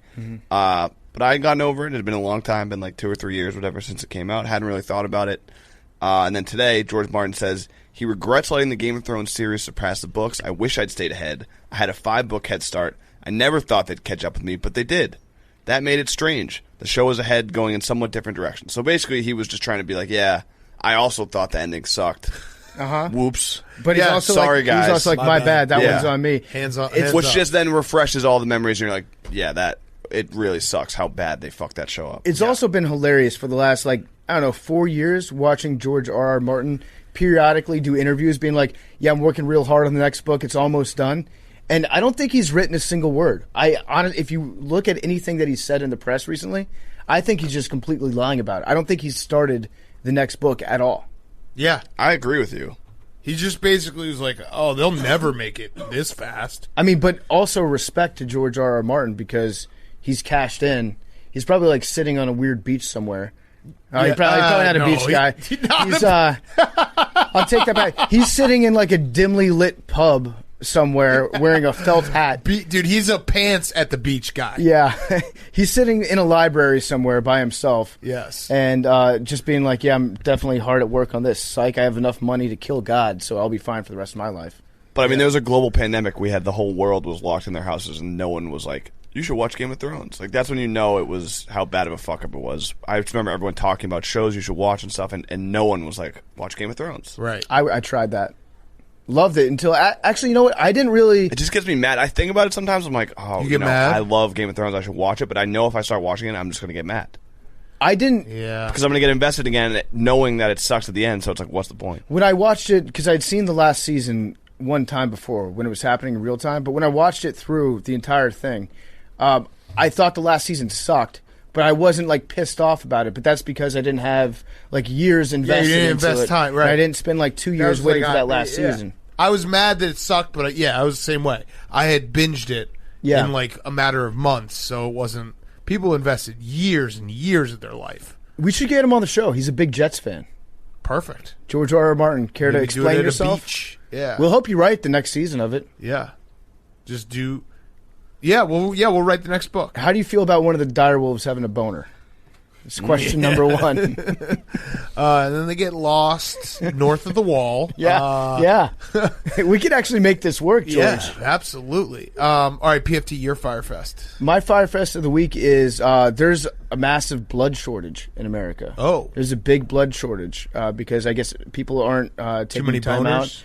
People aren't taking time out to go give blood anymore because we've spent the last year making a lot of sacrifices in the name of public health. Mm-hmm. I think it's the last thing on people's minds. I was thinking that the three of us could start some sort of a group, like a Berserker blood organization. I'm in. Count me in. We just encourage people to go out, donate blood. You're saving lives. We had Greg Olson on the show earlier this week, and he told us about an easy way to save lives, which is becoming an organ donor. An easier way to save lives is by becoming... But PFT, I don't really have a lot of money, but I like to drink.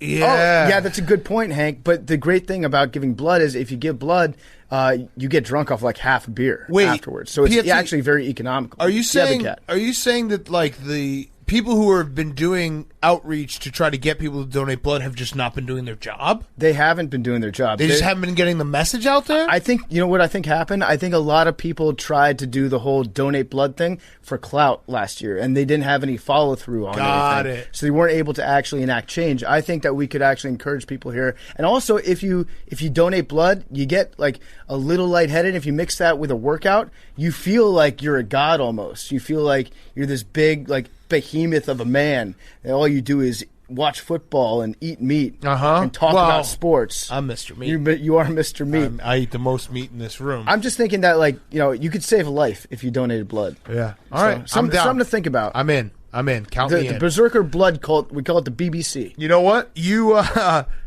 sold me. All right. You are a great salesperson when it comes to this. Thank you. I'm just trying to be an ambassador for health. Write down Mr. Meat counts for 1 pint of blood. All right. Put me down. I'll put you down for one. Yeah. All right. My Fyre Fest is that We went to Stu Finer's house, and I'm old and I'm tired, and I'm fucking like my whole body hurts from playing wiffle ball and wrestling with Billy in the pool. Also, I think that because we haven't been out in public and doing things and like taking pictures, we were just getting roasted. Every picture that was posted yesterday, people were just going over with a fine-tooth comb being like, look at this, look at that, look at this. Because that's what the internet loves to do, and we haven't given them a chance to do that in a very long time. And there's going to be video coming out, too. That's the great. worst. Good. Like, Are you going to selectively edit that as well? no, I'm no. I'm worried about myself. Yeah, I mean, it's not good. The worst part about being fat is when people take pictures of you, you look even fatter. Also, fuck the people that are like, no, you don't have a six pack. I said that a week ago. Yeah, that's true. I brought that up, that I don't stealing have a your six pack. material. And people are like, dude, you don't have a six pack. I'm like, yeah, I know. I said it, that I'm working to get there. It's crazy that you haven't gotten a six-pack give me a few in 5 months. days. Do this for me, AWLs. Next time you want to roast us, post a picture of yourself in the reply. That's your. I'll retweet a good roast if you look hotter than all of us. Not only a picture of yourself, but a picture of yourself standing at the exact same angle that we're standing at. Yes, it is angle season big time, and I'll let you know that I think all the pictures that Hank posted online today were candid shots, which is always a real treat. Just really letting it all hang, like out of breath. Yes, standing sideways, like reaching out and touching our knee because it's sore. And we're definitely at the age where just spending a day outside. If I'm outside for 8 hours in a day, the next day I feel worse than any hangover you could possibly give me. Yeah, I don't want to say I'm an indoor cat now. Yeah, I don't want to say we're victims in any way, but we do get bullied really hard online whenever a picture drops. When the new pictures drop, it is a roast show. It's bad. And you know what?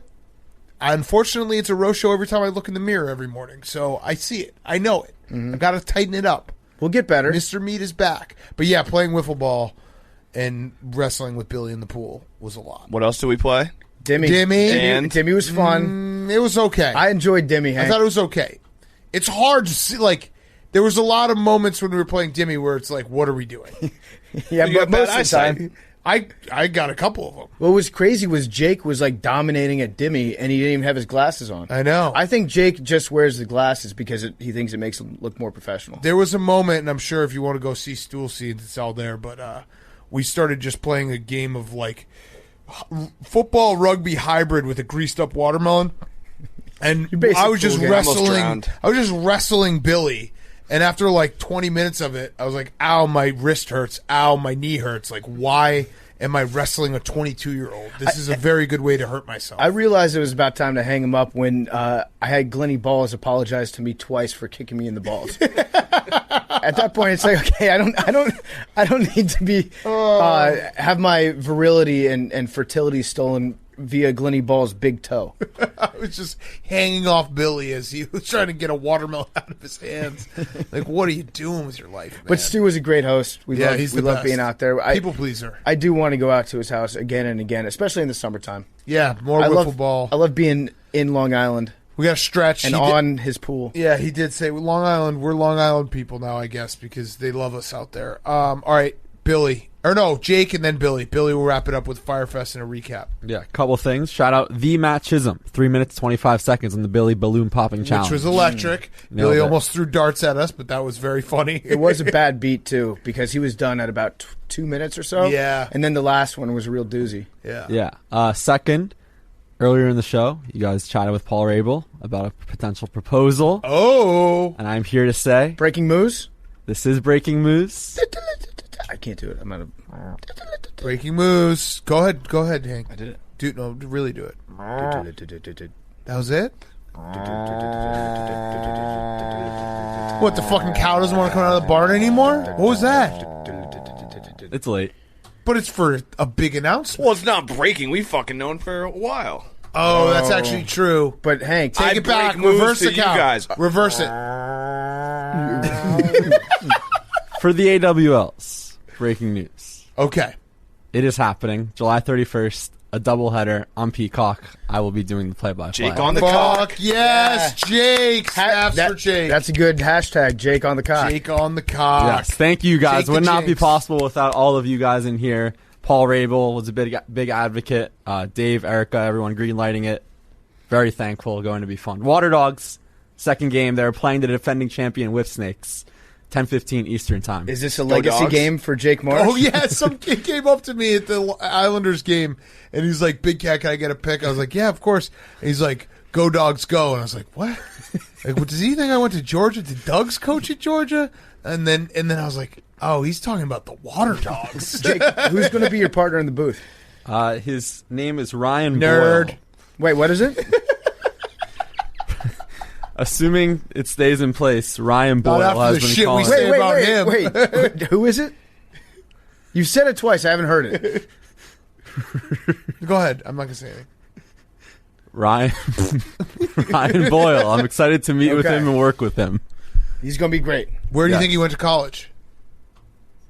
Let's hope it's not Johns Hopkins. Let's hope it's not Nope. Medill. Princeton. Oh, fancy boy. smarter than you. Yeah, You'll have to concede that. fine with me. Just so you know, right out of the gate, you just have to be like, listen, Yeah. I know you're smarter than me. So Also, if there's like a backdoor play, you got to like elbow and be like, that's the old Princeton backdoor play. There. Yep. Broadcasters love bringing up Do that that. shit from 1997. I'm excited. yes, I'm excited. Thank Jake. you guys. Really means a lot. Yeah, Gonna let's be make fun. it, July let's make it- 31st doubleheader. Peacock. Let's make it the most watched broadcast on the PLL season. Let's do that. Yeah, the most viewed cock on the internet. Yeah, because we want Jake to keep fulfilling his dream. We want Jake to end up one day way better than all of us. Well, that's tough to do. You guys really set the Shut bar up, high. Jake. You Shut the fuck motherfucker. up, Just shut up. Jake, shut up. Shut Shut up. up, So Jake. patronized. Shut the fuck up. I mean it. Shut the fuck up, Jake. Just shut up. Okay. All right, Billy. Fyre Fest. Yeah. Oh, that. You're That's still not, going. That's certainly not a Fyre Fest. That's I thought exciting. certainly not. I thought the fact that's that exciting. we're going to get you and Ryan Boyle in a big beef before your broadcast was a Fyre Fest. No. Ryan Boyle. To your point earlier, I also got roasted for a picture, but it was because I was holding my nose as I was jumping in. And people destroyed me. But the first few times, I jump in and water shoves up my nose. I don't want that happening. I don't know you what's so can't have bad that. about You that. got to blow out your nose so when you jump in. these people, screw you for you- making fun of me. Whoa. Jake. They can't make These fun are our of me. listeners. Yeah, I appreciate Ask them, but I you. got to stick Ask up for you. myself. Doesn't sound like you do appreciate them. Holy Of course I People appreciate pay our them. bills. They're looking out for your image. Everything I said about watching Jake on the Peacock, just strike that from the record. No, Everyone boycott I mean, this game. He Jake, just said screw you. Can I give you a little tip? When you Yes. jump in a pool, just go when you land, and that's all you have to do. Most of us learned that when we were like Yes. 7. But the water up your nose, it stings. Or you It could not just stings, not it's be just a like pussy. annoying. Yeah. Yeah, I mean, I am, but yeah. the look, I on, love the you, look on Jake. Billy's face when he's I like, love you so much. Billy's like, there's so many things I'd like to say right now, but I know how short my leash is. This is just the beauty of Jake, though. I love Jake because he's about to be announcing a real PLL game. He's going to be going on to bigger and better things someday, and he's still like, that pesky water up your nose. Yeah, it's tough. It's the worst. I got a prediction. I think one day Jake will be calling a national championship NBA game. Whoa. That would be great. The finals. He said Or that the like Final 4 Four. times today. Yeah. He was doing that to cover up the mistakes. That one was a joke. That's the one You're you talking do about on Final top Four of it to be championship like, game or that's the NBA joke finals? I'm making all game. Both of them. Hybrid. Yeah. I think that national championship plays, by State. the way. No, it definitely doesn't. when natty. you're talking about the NBA, 100% doesn't. get This that is- natty, This boys. is now the bargaining phase of PFT screwing that up. No, It's get that- It actually is way better that way. Get the natty. Yeah, but what This about is why we Toronto? play. I said it, except where it's international. Yeah. All right. Championship. Billy, Fyre Fest and recap. My Fyre Fest is that when we were playing wiffle ball, started out, dinger, first play of the game, was on a good, Not off me. ride, not off Big Hat.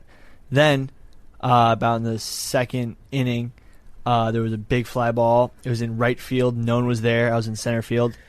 Tracked it real nice. He's in left field. Left field. Tracked it real nice. Ran out there. Positioned myself right under the ball. But earlier in the day, we'd been playing a game involved Crisco. There's a lot of Crisco Are in my you hands. serious? And I dropped it. But that's not the worst part. No, it's not. I struck There. you out. No, that's not the worst part. But I did strike you out. No, this is the better part. But say I struck I was you out. pissed that I dropped it, so I was going to make up for it by throwing them out at home. Then I picked up the wiffle ball, and wiffle ball's pretty light, pretty like Not a very... Explain wiffle ball Shades to of everyone. Manny Ramirez in left field is pretty much what I would say. So I try to throw it, make like a nice dime to home. Wherever. You And threw it it just- directly into the ground. It just is went what Billy's trying directly to into say. the ground. It went maybe I 5 feet in gripped front it of a you. little He hard. tried to throw it long. He threw it down. First time fielding that day. We didn't warm up. We didn't throw the ball before. We didn't Anyway, play it was any just long terrible. toss, no. Then I got struck out by Big Cat. It was terrible because he kept painting the outside of the chair. I thought they were all balls. And but I did get that one dinger. And no, then Big Cat threw one down down the What's middle, your Fyre and I Fest? hit it, and it went really far. But then fucking Dana just like batted it to himself, and So this it was is just bad. a full recap of the game. No, it's just my Billy's at-bats. adventures. My adventures. But that was This is like the live look We're in moving when fast. Barry Bonds was going for the home run record, and we saw every at bat. We just saw every Billy live look in at Billy's at bats. I'll give Billy this. The throw from left field Was so bad. spectacularly bad that it Yeah. made me fall down. It was because 150 that bad. miles an hour directly into the ground. it, and I just wanted to get in front of that. My legs gave out watching you do Yeah. that. It was so It bad. was so bad. Anyway, so I made a equation for the amount of respects an NBA player gets after he retires. Oh wow! So it is the delta change in years since retirement minus 20 Uh-huh. times championships plus Nike money divided by current weight times 1,000, Okay. and that's how many respects I you actually get. think this makes sense. It does. Say it one more time. Change in years since retired. All right. Okay. So, for example, that would be like Charles Barkley when he retired. I don't know, in the late 99. 90s. Yeah, let's say So let's call it 20 22 years. Yeah, 22. Let's call 20 years just for easy math. 20 years minus 20 is 0 Uh-huh. Okay. times championships Oh, that's also zero. Zero. Also zero. plus Nike money. Decent amount. Probably while he was playing. Probably like Wait, was he? no, I don't think he was Nike. Was he Reebok? or Converse maybe. No, he has his He has own his own shoe. shoe. Would you say 40 No, he million? was. Just it has to be Nike money. All right, it has to be only Nike money. Only Nike money because that's how Jordan fits on the Yeah, no, record. he was because the Sir Charles commercial was Nike. That was when he was. I'm not a role model. Divided by his current weight, so it's like 300. So it's probably 50, pounds. let's say 50 million divided by 50 million divided by 330 times 1,000. 330 times 1,000. Uh-huh. divided And by that is what you're dividing 5 million? This is 151. Why did you have to million? make it like such Wait, high numbers? You like also 1,000? made. No, you times the weight by 1,000, and then that's what you divide the money by. Oh, okay. All right. I got you. So 330 times 1,000. Okay. So what was it? 50 million divided by. Okay. He gets 1,500 respects. That seems like a good amount of respect for Charles Barkley. It's not elite. Actually, let's make it like 330 times 10,000. Okay. Okay. I mean, this is all great mathematicians. They can We're just just up it Go by working out the 1,000. through. Yeah, formation. they don't just come up with it right away. So then it's 150 respects. 3 point. Okay. Yeah. But if you compare that to Jordan, Jordan has like Yeah. Almost a million I see what you're respects saying. more, I like see what you're saying. exponentially more respect. Got it. Okay. Okay. Good one. All right, I like the Billy formula. Oh yeah, and then what kind of writer do you guys think George R. R. Martin is? Do you think he's like a drug guy? No, Because, yeah. if he's a drug guy, it's like weird. Like he has he licks a toad, Like and then Wormwood. writes. Yeah, like I think he's a Wormwood. drunk writer. He drinks mead and then writes. Yeah. So also, do you know that Greta Griffin's last is G3 as well? Yeah. I'm fucking with you. Okay, how's it going, Billy? You got me. You got me. I'm also Yeah, low. Also, you're his- good, you. Also, Greta's sister's name is Grit, Yeah. and she's Olympian. Pretty crazy. Also, you guys, if you Does she guys, have a fat ass? I don't know. if you guys Good. are That was gonna, a test. Yeah, I haven't You're got not married to her. You can't say it online. if you guys are gonna get down with Long Island is a huge lacrosse hotbed. Nope. It's Out. huge. So like I'm out. I don't like Long Island. Long anymore. Island is like Nope. the biggest Yeah, lacrosse that's hotbed. the worst way to sell it. So yeah, Did you listen well to those the are Paul your people Rabel now. interview? Yeah. Those are your people. I like but their now iced they're not. teas. You're Out. denouncing I'm out. Long Island. Yeah, I'm out. Say no more. For that reason, I am out. Perfect. Okay, Long Island just had the greatest Shark Tank pitch to us of all time, and then the last second they just and check out this lacrosse. And we're like, nope. A new frog just dropped, named after Led Zeppelin. Bonk. Wow, what's its name?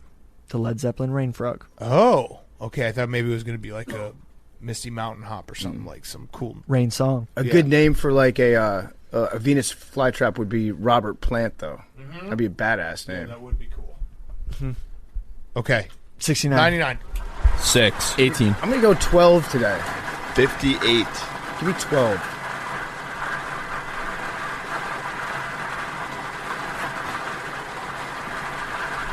Oh, 66. I thought that was 99. Are you sure it's not? Oh, man, it looks like 69.